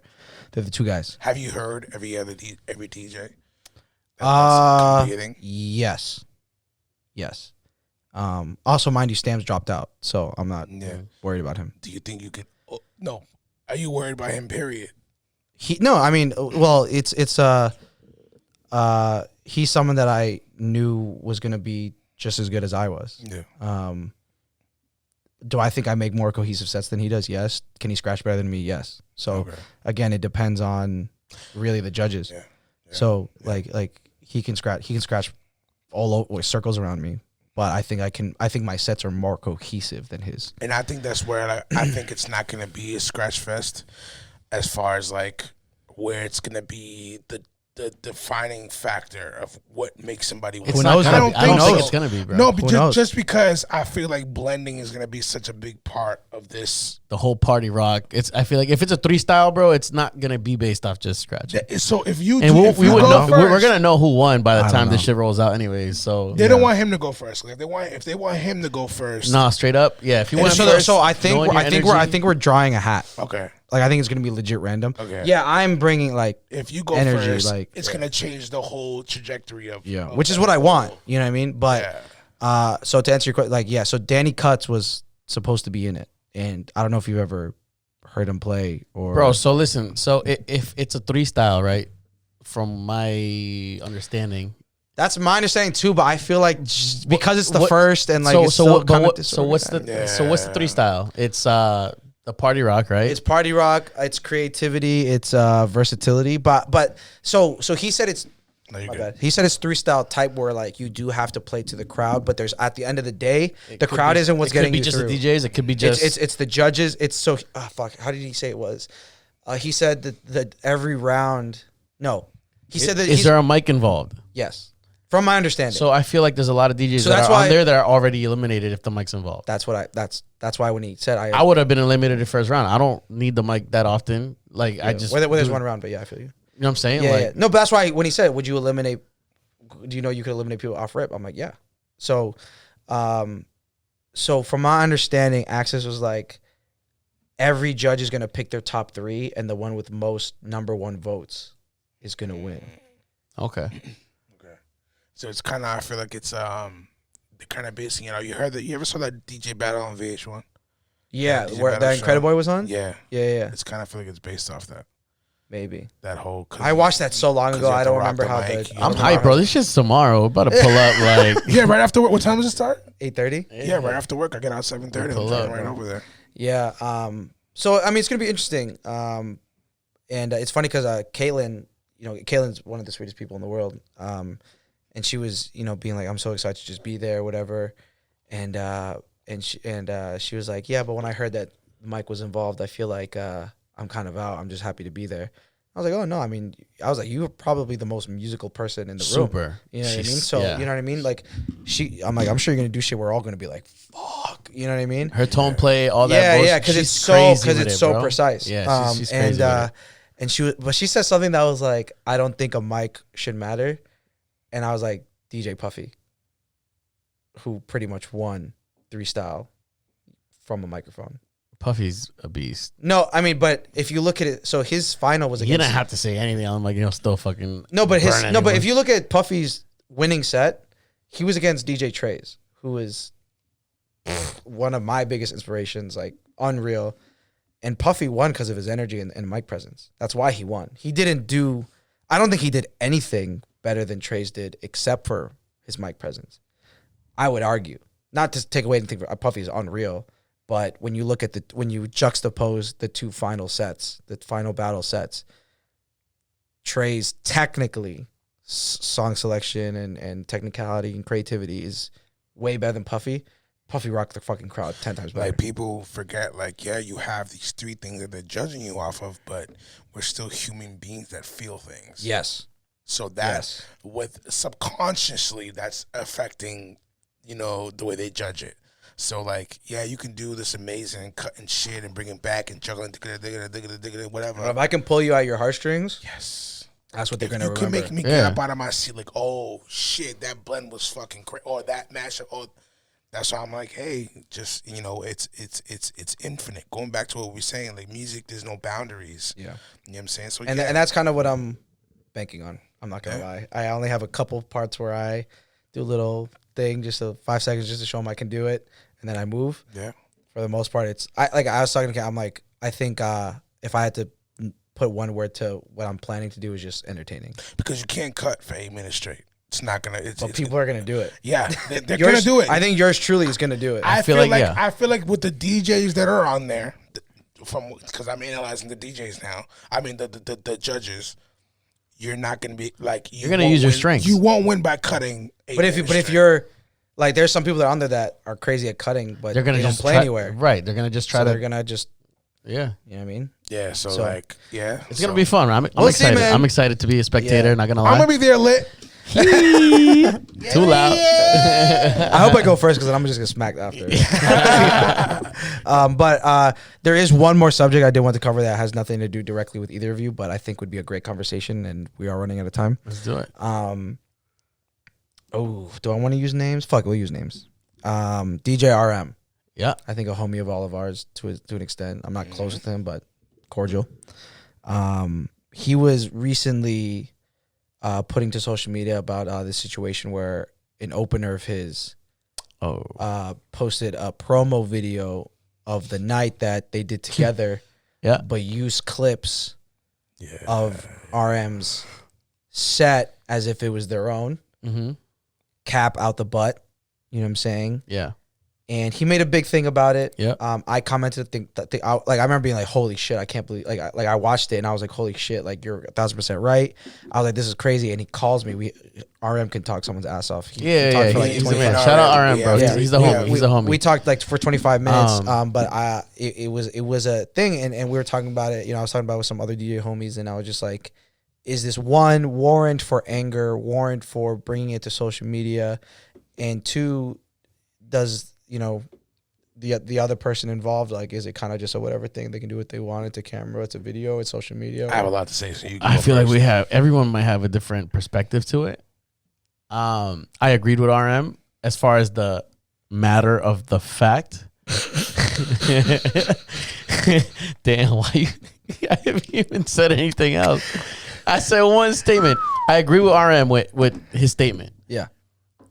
If you have to fucking fake your shit using someone else's shit to hype your shit up, that's bogus. It is what it is. But you know what? 6ix9ine does his shit and he runs off with all this shit and he gets popping. You know what I'm saying? So I don't disagree with RM being pissed off about this shit. I would have been pissed too. The whole I did it half an hour because I thought it was gonna be. Just do it. Rico got it. I got a lot in my cup. I got a lot in my cups too. The whole being public, myself, I probably just because of who I am and y'all know me, I'm very chill. You don't see me post anything online unless I'm mad lit and I'm like tight about something. I'll probably and then I'll delete it in the morning when I wake up like shit.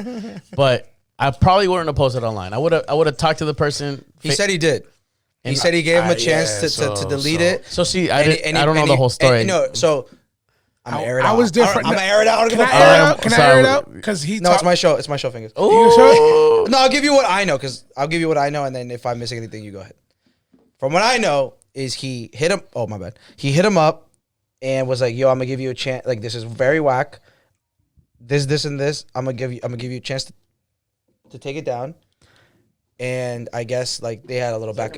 Nah, that's what I was looking for. Oh, you got ice right there? It's ice. A lot of ice? Yeah. He just lit and he didn't feel it. Don't give him. He wants Why ice. are you fingering it like that, bro? Hey, you fingered the ice, bro. No pun intended. All right, so gave him a chance to like give a case, or like just to put it down. Like he said, have your man re-edit it so that it's genuine. Yep.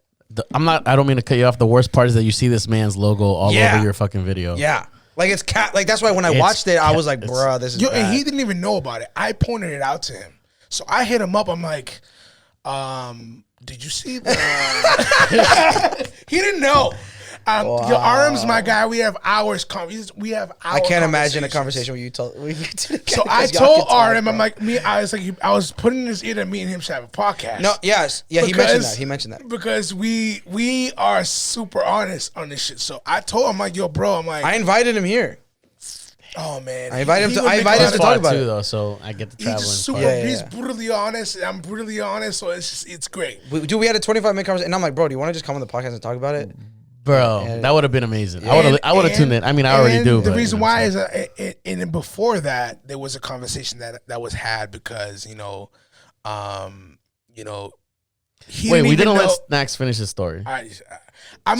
This is why I don't let you. I should shut up because I know you're gonna go somewhere else. I might. No, it's the same thing. I might divulge too much, so I'm just gonna let you speak. I'm just gonna nod my head because maybe something. From what I know, gave him the chance to change it or put it down, and I guess after some back and forth, I guess they slept on it or whatever, and I guess when RM woke up or whatever, he had unsent the messages so that it pretty much looked like RM was just talking to himself. So there was which RM was basically like, so if he has a guilty conscience about it, he wouldn't have done that. And he's obviously trying to hide something in fear that I might screenshot some shit or whatever. Him admitting, oh yeah, like whatever, you know what I mean? So I was like, wow, that's fucking crazy.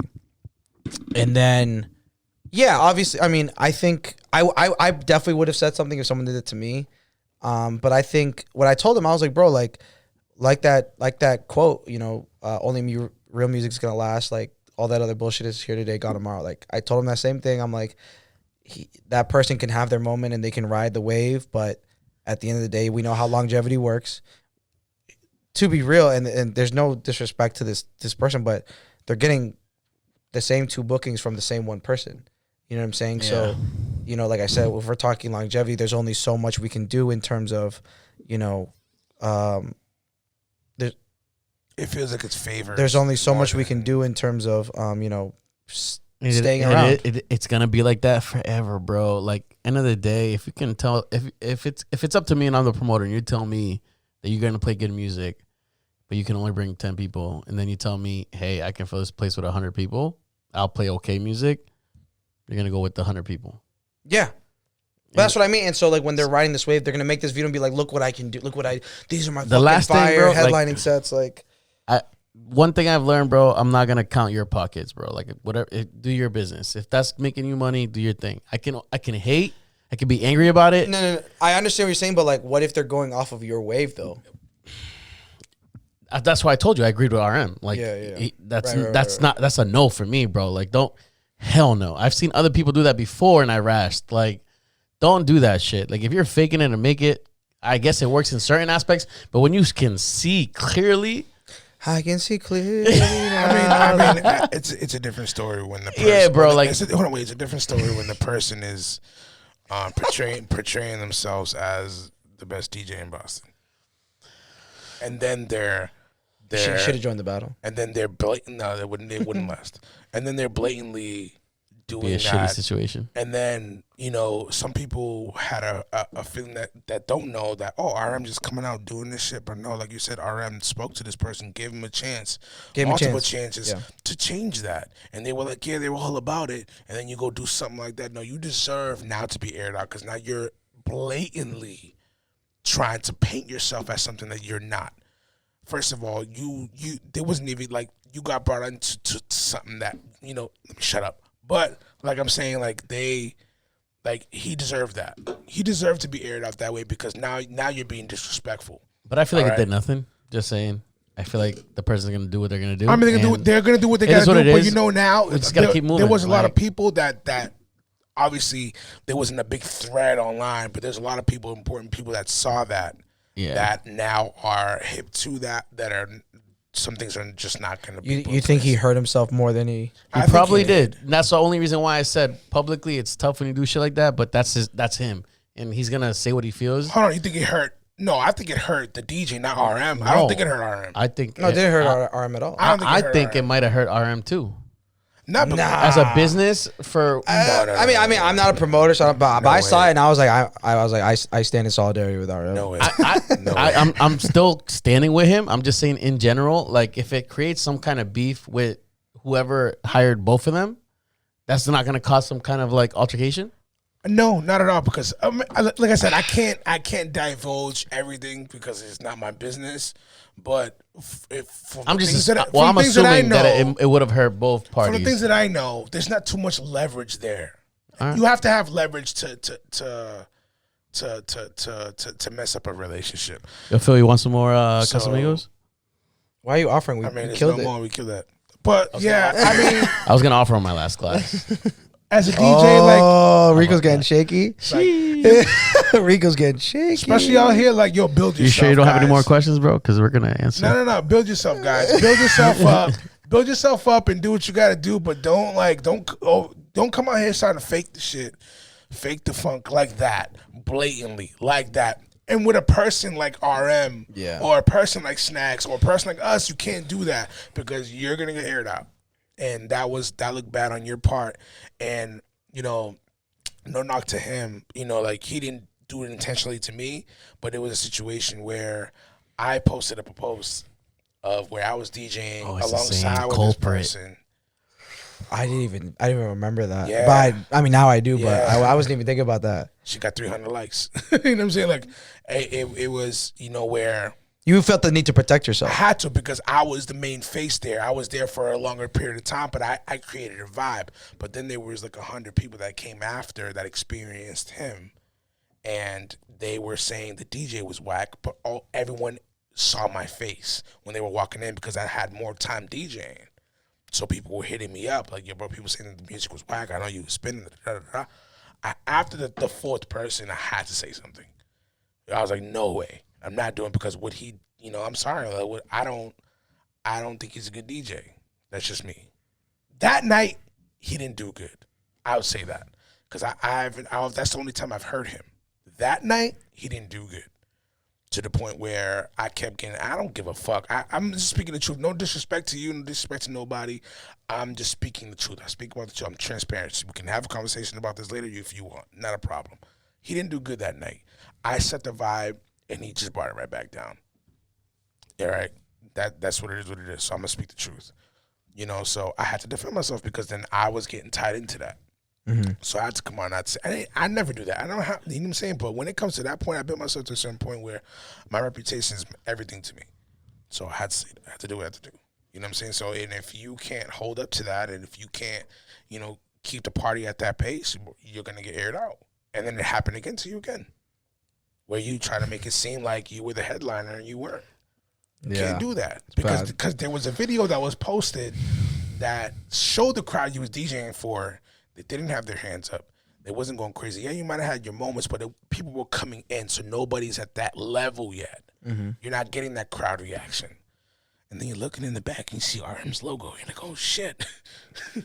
Yeah, you know what I'm saying? But no disrespect to everyone. Just work on your craft.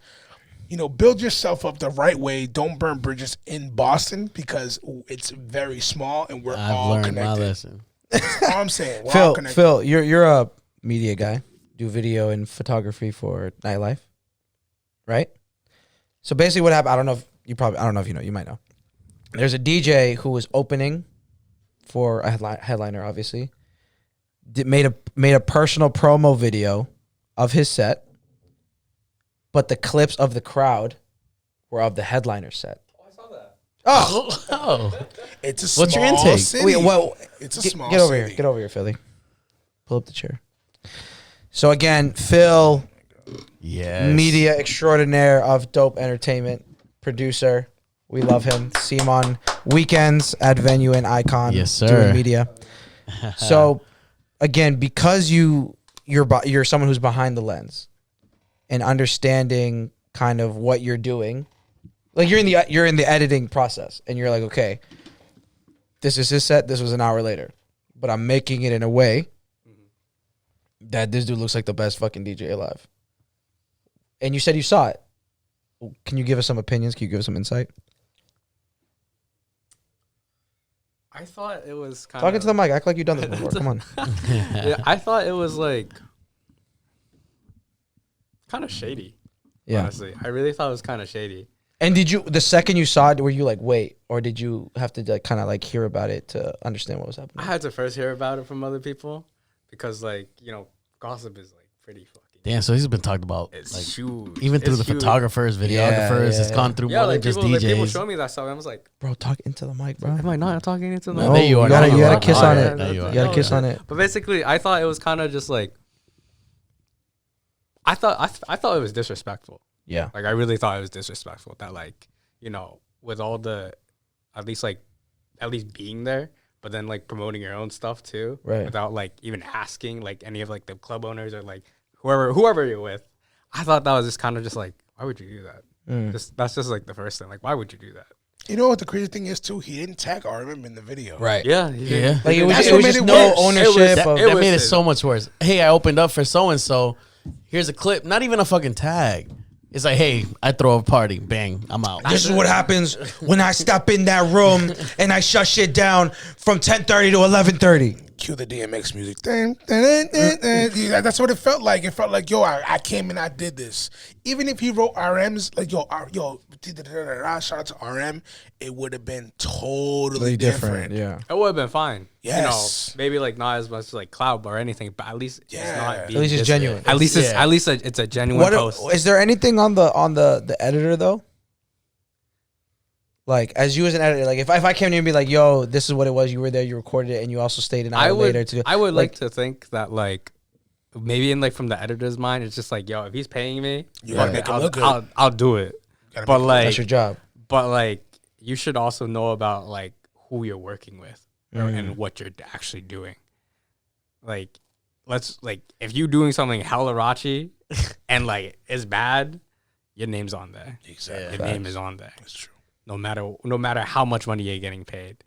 So I feel bad for whoever edited it. I feel bad whoever put it together. So you would have a conversation with him like, hey, listen, a lot of this is not your footage. Like, Yeah, Well, I would. mean, he must have would. told him stay for the other footage because we're gonna use it. They had to. yeah, that's true. You know what I mean? That's true. Yeah, we got time. I gotta take a piss. Yeah, go pee. Okay. Yeah, I know he was walking back and forth. You know where it's at, right? Yeah. Do you think the video was well edited? No. Another conversation for another time. Thank you, Phil. Appreciate your insight as always. Love you. Thank you. Again, see Phil on Icon Friday and Icon/Venue Saturday. Yes, sir. Doing media. With the perfect highlights. But make sure you don't blow him up the day after for photos. I got you, baby. Yeah, I mean, those are most of the things I wanted to cover. I mean, is there anything, you said you had a lot to say. Is there anything you want to bring up specifically or talk about or just create a conversation for? I'm just happy that we're back doing what we're doing and, teachers have a chance to express themselves again in front of a crowd and feel that energy. But things are different. They're different. Like I said, specifically, the energy is different. People, they're ready to go out, they're ready to do this, but they're very irritable. So you have to be on your toes. You got to make sure you're doing. You can't be lazy. What do you think is the big record right now? It doesn't matter what genre. No, I mean, let's say Venue Saturday. Like, what was the record? You're like, yeah, this is gonna be, or like, this is the one I'm excited to play, or, I really liked the Migos stuff. They that album was very clubby. Yeah. Is there a specific record on it, The or modern day one and My Type was definitely like the ones that people were just they were vibing with a lot. I know a lot of people were posting like I don't want to hear any music post pandemic.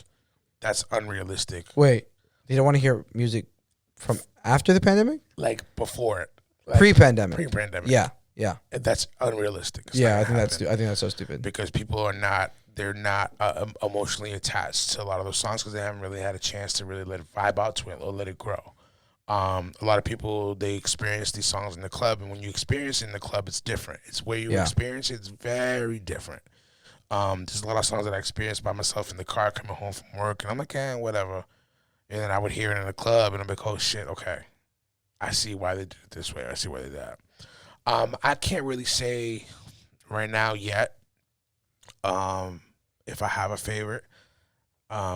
Maybe in a few weeks I'll think of that. But how about you? What's so far? What's been your favorite? I think if we're thinking on like hip hop stuff, Splash by Tyga, I really like. Thought Shit, Megan Thee Stallion, I really like. Yep. Up was really good. Up is getting old for me. I like Bundles. I forget who it's by, some random chick. But that shit rings off for like the ladies. I mean, I feel like I gotta say it with the accent, but like Kilometer, Burna Boy or Kilomita, whatever. Like I don't know how to pronounce it properly, but Kilomita. Yeah. So I think that's a big, when we go into Afro stuff, I think that's that or Essence. Yeah. I think it's gonna be like record of the year as far as like, or the summer, as far as like Afro beats. I'm sorry, but like that thick song, man. It's getting old now. It's getting old, but it gets a good reaction. Another one like Bystanders gave us a great reaction. Yeah, I saw that. I have a good edit of Bystanders that I like to use a lot. And like at that point, like it was like a thing where it was so high energy. Like sometimes I think that's gonna be a timeless club record. Yeah, like I like to cut it with a knife. And I told the light guy, like one thing that I wish we had more of, and which I think I want to do more of, is syncing up my sense with the light guy on certain things, because I feel like that makes something a whole different. That's why I like Tunnel so much. Yeah, because the light guy's right here. And like, and if you play there enough, like I think we were like, you kind of got cool with the light. You saw them every other week or whatever. Yeah, those are my guys. Makes a huge, your lighting, CO2s, that makes a show, bro. Like I remember like Bodak Yellow make the whole room yellow, like stuff like that, like. And like it would just like make such a difference. So that's where I kind of want to take. I shouldn't be divulging this right now. That's where I kind of want to take my sets going forward in Boston, is linking up with the sound guy a week before and letting cue points. Hey, number 5 is coming up. I want you to do that. And obviously you would have to pay the guy, but then you have like, I know I'm going to come in to problems with like the club owners, and they don't want their guys doing this and that, but we'll see. There's some spots that like won't let us post our logos, even and stuff like that. Yeah, they told me you can post a logo, but in and out. I'm like, okay, I mean, I get it, but I don't. As far as as far from the light guy with the owner. Oh yeah, it's not his. Yeah, it's not his call. I don't get it from the owner and just the whole perspective of the place. I mean, I get it, but. That's where I kind of want to take my sets. But as far as the song, what's he asked? What was the question? It's like go-to song or like big song right now for you, like in the clubs that like you're like. She's a runner. She's a track star still, bro. I swear to God, that song still goes. Any Moneybag Yo, bro, go bangs in. Yeah, Moneybag Yo's had a big year. A bunch of shit. Track, all the Lil Baby shit, bro. Him too, like. The wants and needs shit, like all commercial shit, but like, For hip hop stuff, like anything Young Dolph brings up. It's crazy because Young Dolph is a whole different, like. He's like, to me, he's like locker room music. Yeah. But people fuck with it. But he rings off. I did some like underground party and they asked for Young Dolph heavy, and I'm like, all right, bet. Like I didn't expect the reaction. All the Celtics players always ask for him. It's crazy. And I'm like, yo, this is some. I'm like, you got a table full of white girls, bro. Like. I might play Young Dolph, but they're all going to be scared. Yeah. You know what I'm saying? I think that the next big track for the summer is going to be the Fuck When We Get a Bag, French Montana, with that like Shakira sample in the beginning. I think that's going to go heavy. French Montana's an interesting guy. I remember when the Versus thing I think first started, he was like, I can go like, he said he can go against someone like crazy. And he was like, because I have so many records, which like, he does, but like people were arguing like he's only like featured in them. Yeah. Or like, but those records are big records. Even if you're a feature, like. Well, he was talking about like Unforgettable was like a huge global record, which it was. Yeah. So he was like, yo, don't sleep on me. Yeah. And I was thinking about it, and I was like, I mean, like if I'm at a club and I'm lit with my boys and like I ain't worried about nothing drops, I'm going kind of crazy. Right. Yeah. I'm going kind of crazy. We had this convo on the way here, like talking about verses, like who would verse Kanye? Who would you put against him? I say Drake. The only Drake would be good. You would have to put a Mount Rushmore type guy. You would have to put like a Wayne, Drake can't a Drake. face nobody else but Kanye. Who? Can't be Jay-Z. Can't be Wayne. Why? Because he would watch him or he would get watched. Dynamics. It's the singer-rapper shit. I feel like I feel like it would make more sense with Kanye. But I think based on the relationship, that is like they had a fucking Drake versus Wayne tour. Yeah, it would be. I feel like that's the inevitable one. I get that. I just feel like I see what you're saying. Yeah, I feel like Kanye. What Wayne sang? No, Wayne did not sing. Wayne whined. He whined. Had a love. He whined over. He harmonized. That's what he did. Drake's actually trying to sing. Drake can sing. Drake can sing. Light skin team. Drake can sing. All right, that's a whole other conversation. Drake can sing. That's a whole. Is he a vocalist? No. Can he sing? He's a harmonizer. Okay, it's different, bro. He's a harmonizer. Try and sing "Brand New" right now. What do you mean, brand new? The song "Brand New"? I can't think of the words. I mean, I'm not because I can't sing it. It's too hard. It's too hard to sing. Do you have auto-tune? Do you have auto-tune? If we have auto-tune on this, I can sing it. It's gonna be a real problem because I'm gonna use it randomly all the time. You should get auto-tune, but that's it'd be hilarious. That's auto-tune. T-Pain's another one, bro. That song is auto-tune. He's auto-tune heavy. Both of you stop. But T-Pain can't sing. I mean, I love He did. I love T-Pain though, but he has bangers and features. Tell me he doesn't, bro. No, oh my god. No, I'm a huge T-Pain fan. T-Pain can sing. Okay. What was that? What I'm saying is don't. He did that. What's that? He's not an auto-tune.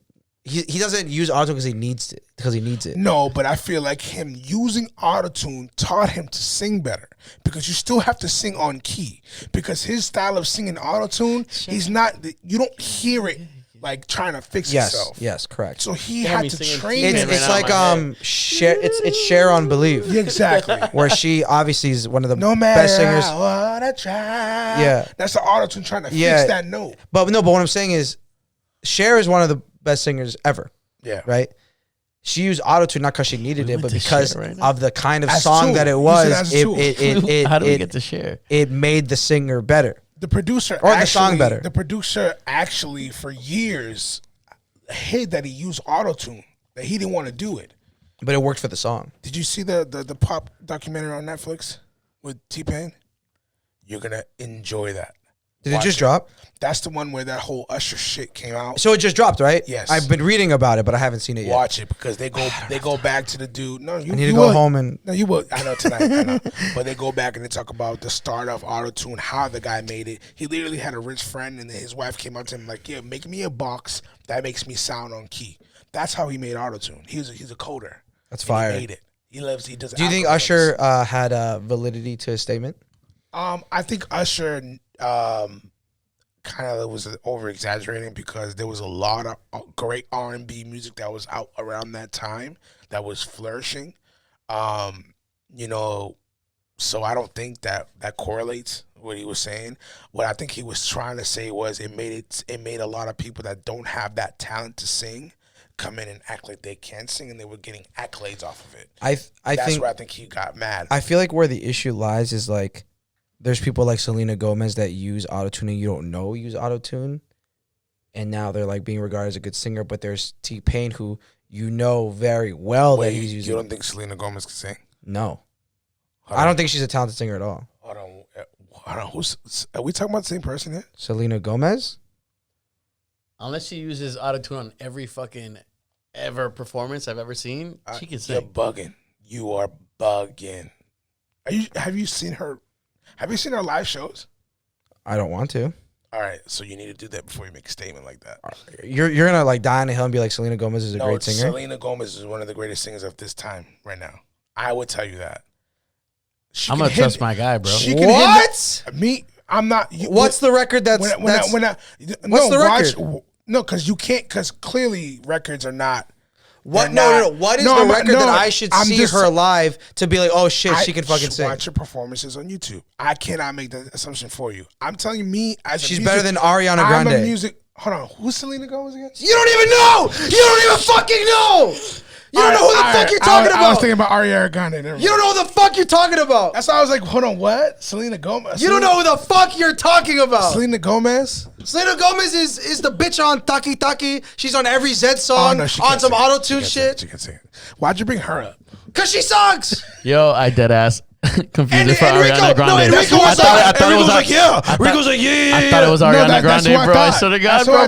Me too. Fuck both of you. No, I promise. I thought it was Ariana Grande. That's who I thought. That's who I thought. I swear. That's who I thought. I really Shit, thought we were I'm talking wrong. about. I was wrong. All right, I was wrong. In my head, I'm cheers, singing. cheers. In my head, I'm singing Ariana Grande songs. I'm like, damn, No, you guys Ariana- kill this shit. Ariana's Yeah. fire. That's who I thought. I know we fucked up. Damn. That's who I thought. I'm sorry. That's who I thought. I'm a little late. All right, that's who I thought. I'm thinking about Ariana hitting. I'm hitting the Grande hitting these high ass notes like Mariah Carey. I'm like, what the fuck are you talking about? Selena Gomez's chips. Yes, chips, fried chips, all that. Chips is fried already. Anyway, Wow. Sorry. what I'm saying is, you listen to Buy You a Drink. Would it be the same song if it didn't have auto-tune? No. Baby, like that, like when it's you like that, you see. Wow. Wow. But you know what I'm saying? Like you hear the roboticness in it, and that's what makes it. Yeah, no. Buy You a Drink. He owns He owns the it. auto tune. Like he. So I knows. don't think it's taking away. Like I said, like if you know he can really fucking sing. Obviously, it coming from Usher, who's I would say the second best R&B artist of all time, male R&B artist of all time. Whoa, come on, man, come on. R&B, bro. R&B. Who's first? R. Kelly. R&B. Like you gotta, you know what I mean? It is what it is. All right, so Nah, you're talking R. about Kelly, a time bro. period. Nah, I fuck with R. Kelly. No, I you're fuck with R. talking Kelly. about a time period. You're not talking about all time. Who? Of all time, What? Usher, the second biggest R&B artist of all time. You're saying it like I said it was fucking Trey Songz or something. No, dude. but number two, Who's number two? Who's number one for you? you're not saying Marvin Gaye. No, You're not mentioning none of these no. dudes. That's like Influential. You said all time. Pioneer. No, but you have to be real, bro. You can't. It's like it's you know what that's like? It's like the NBA thing where it's like, oh, Bill Russell's better than LeBron. Bill Russell was a pioneer. He was in a different time. The landscape was different. That's a Marvin Gaye is influential, pioneer. If it wasn't for him, there'd probably be no Usher. There'd probably be no R. Kelly. But the fact of the matter is, Usher is a more accomplished singer. If you reverse them, we would be talking about I fuck Usher and with not Usher. Marvin Gaye. I mean, he didn't even say Michael. Michael is not R&B. Oh, Michael didn't make R&B music. that he wasn't. He is the king of what? Pop. Thank you. What is pop music? Oh, stop. You want to break down pop music? Dude, I'll have this it's conversation. popular, dude. He started with But what like is funk pop- soul what with is the popular- Jackson 5, what's popular and then he music? went into disco, and then he went into like new. Dangerous was what literally is- produced what is the by Teddy Riley, so what's- he went to New Jack Swing, I hate and then you. I hate you. What's the definition of popular music? People think pop no, music. no, you're trying to make this conversation that it really doesn't. It's Alright, not. so, like, no, he's but the it king is. of It pop. is. So It like, is. Look at his breadth of work. Like I just said, I just went through 30 years out of his 50-year run, and none of it was him as an R&B artist. His like "You Rock My World," like we can remember the time was New Jack Swing, so it's not even that. What did I say? "You Rock My World." That era, that 2-year era was him doing R&B shit, and that's when Pharrell was sending him beats, like, and he was declining. That was that time. The other 50 fucking not gonna years be able was to get everything through about that. R&B. We're not gonna be able to get through this we were talking conversation. about verses. How about the Weeknd? We're not gonna and be able to get through this conversation. how about the Weeknd and like Bruno Mars? That'd be Bruno cool. Mars would wash him. Not right now. Bruno Mars would wash him. Not right now. Bro, you think so? Okay, no. Do your top 3 male R&B artists. My of thing all is time. the all time. You can't. The all time is where it's just bothering. He just said me. right now, just off the top Just of your the head, all time. off the top of If I dome was to right say now. in the last decade, no, the last 2 decades maybe, I would say okay. But to say all time, it's It's really not that hard. It's really not that hard. okay. It's not that hard. R. Kelly, there's no one beating R. Kelly. Period. I'm not talking about R. Kelly. I know You're talking about the number 2 I'm spot. talking about the number 2 spot. My top. You're gonna hate my top 3. Actually, I actually don't even want to say it. I feel like I can't Chris hate Brown's you- in you there. know Chris Brown is number 3. I fuck with Chris Chris Brown. Brown is number 3. Stop it. Stop it. It's just what are you judging it off of? It's all I'm asking. So what are you judging off of it? Because I can switch those. I can switch Usher. Usher and Brown. sure. No. Okay. Sure.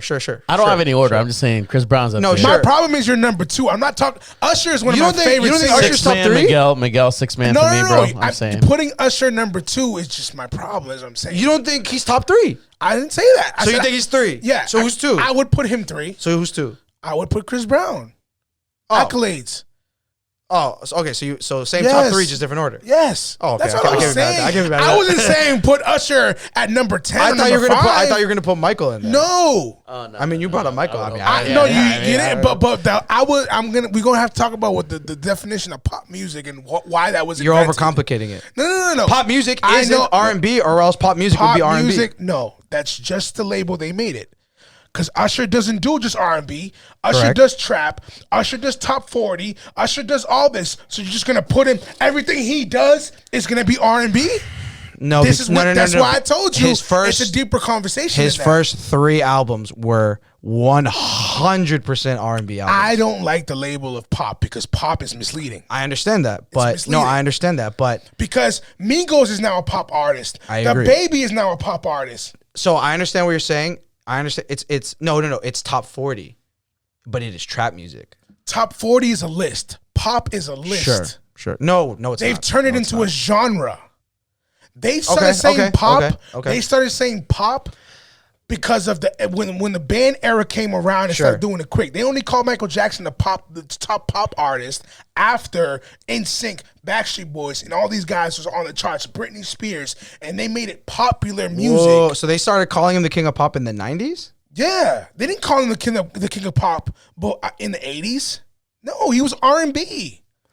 But he went with the times. You cannot talk to me about my MJ. No. I'm not gonna get involved. Yeah, I you know can talk to me about MJ. But I would be surprised if he has a shrine of MJ. No, and I'm sure, but what I'm saying is I'm surprised that they would consider him R&B in the 80s when Thriller is not an R&B album. He did disco. All right, That's but R&B was a literally different what I just sound. said. R&B was a different sound.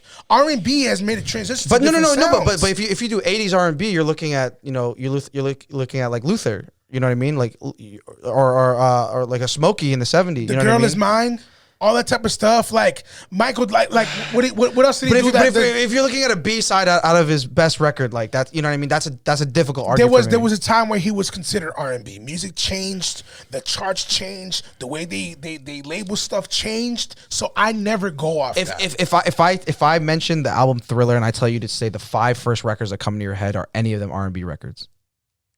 Yeah, what's the song that it's not The Girl Is Mine. Fuck. Don't say The PYT. one not the PYT, the one that Fabulous redid. I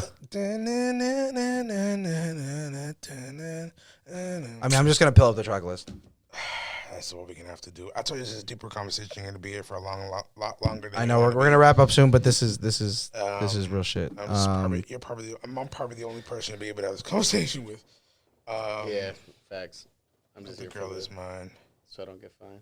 Lady in My Life. Like I said, you're naming literally B-sides. That's not a B-side. How is that? Lady in My Life is a B-side? Don't do this with me.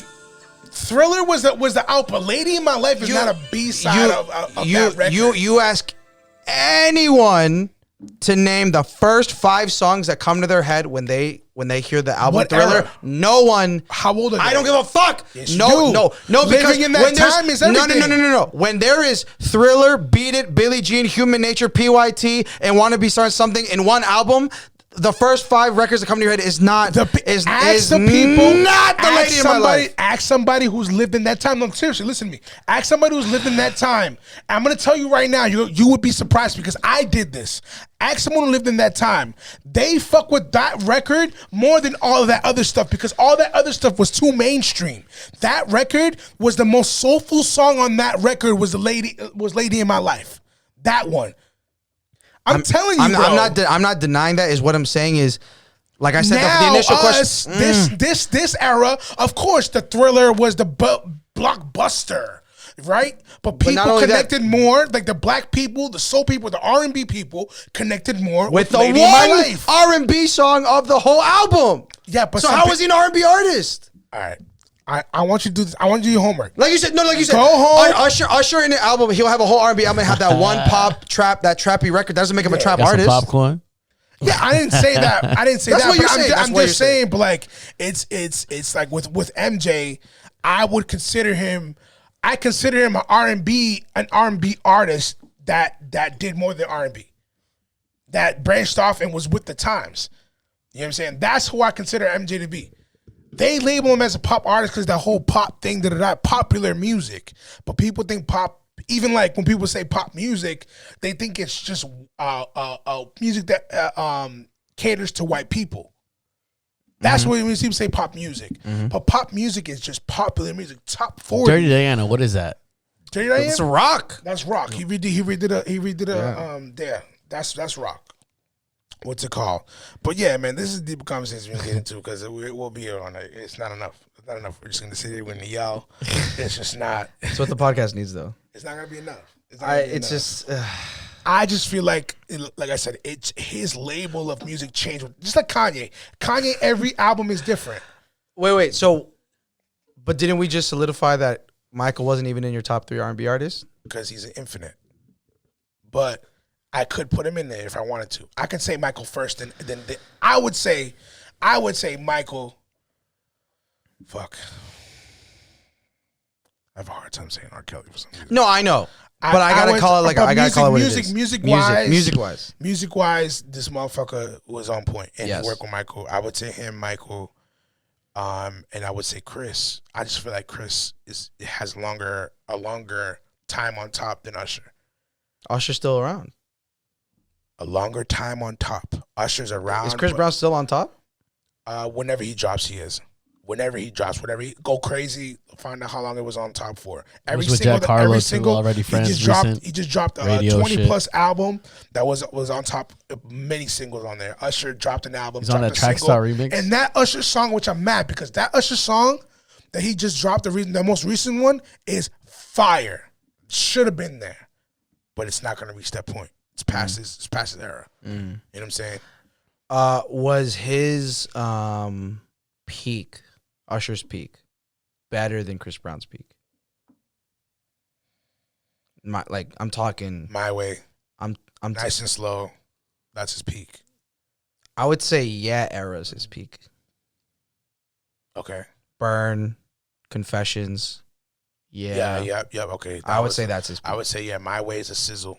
Yeah. The drop was oh my god. So I'm talking like 05. Yeah. So what was Chris Brown's peak?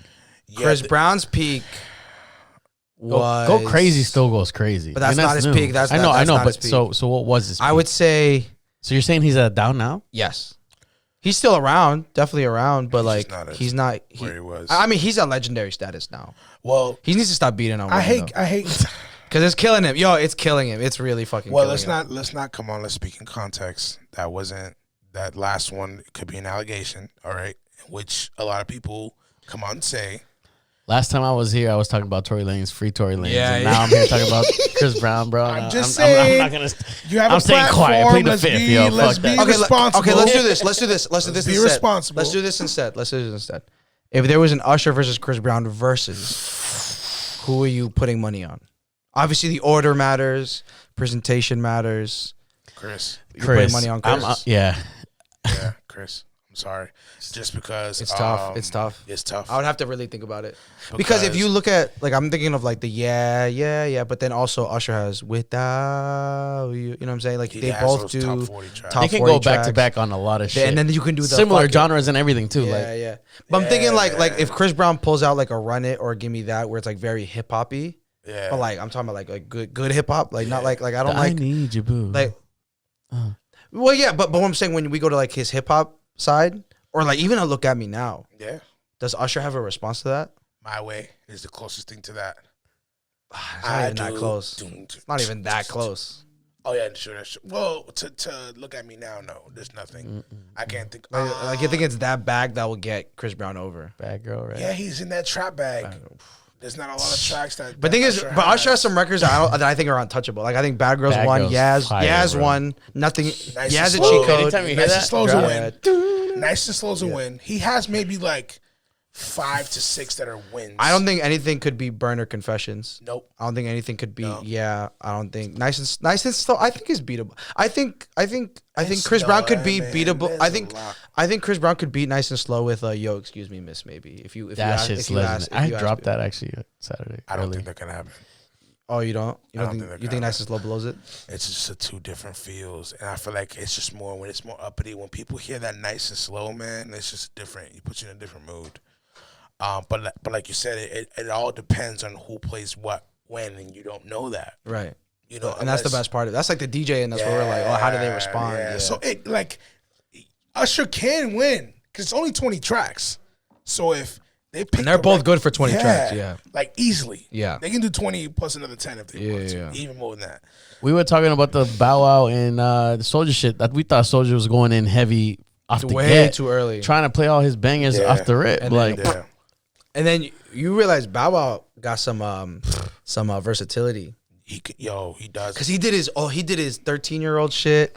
He did like the let me hold you, and he did the whole dance and shit. Yeah. You kind of realize Bow Wow's entertaining as fuck, bro. Yeah. I did Bow Wow Bijou once, and he's probably one of the best hosts. Like celebrity hosts I've ever seen. Like he's hype. He's mad You said that too. He's an entertainer. He's like, give me the mic, let me get in the crowd. He owns the stage. Yeah. He's been doing this the whole life, and like I said, even Bow, he's dropped songs that were. That's my thing. What I hate with these days with the internet and everything, like people like Usher and like these guys are dropping songs that are fire. All right, I still got a good amount. I'm dropping songs that are fire, but they're not catching heat. Because, you know, the younger crowd are just not giving it a chance. Yeah. You know what I'm saying? Like, it's not holding weight, and everything comes so fast these days. Yeah. But, man, it is what it is. But we got to keep that music alive. But all I got to say is, You know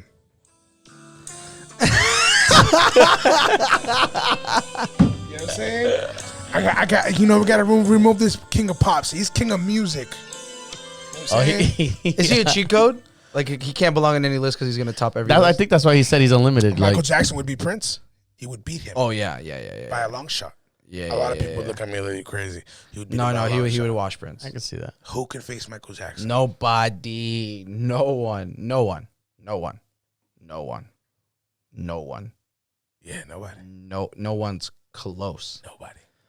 Nobody. They need to do Thriller alone. Yeah. He don't even got to pull out Jackson 5. What's going to beat I Want You Back? Fuck. Damn. How about he goes, I could beat you with my 10-year-old shit. Yeah. I'll start saying my ABCs and beat you, bro. All that shit. Billie Jean, nothing. He has too many unbeatable records. And then going into the 90s. Wedding music all day. And then we can't get into this. I gotta wrap this up. We're over 2 hours. No. All right, Phil's giving me the look. Phil's giving me the look. One Latin verses right now. Who would you want to see? Reggaeton. One Latin verse. Daddy Yankee verse who? Nobody. I feel like I heard this call. And that's it. And that's it, guys. This is the time. J Balvin, Bad Bunny. That's it. Yeah, I feel like that's the obvious one. But so Daddy Yankee's Chico. Yeah. Daddy Yankee's the Michael in Latin. Nicky Jam and Daddy Yankee. Wouldn't that be it? No. Oh, Daddy Yankee would wash Nicky Jam. Well, can we make something? If we went through like a playero vibes back in the day, Nicky like Jam's last 10 years is better than Daddy Yankee's last 10 years. Can we make that?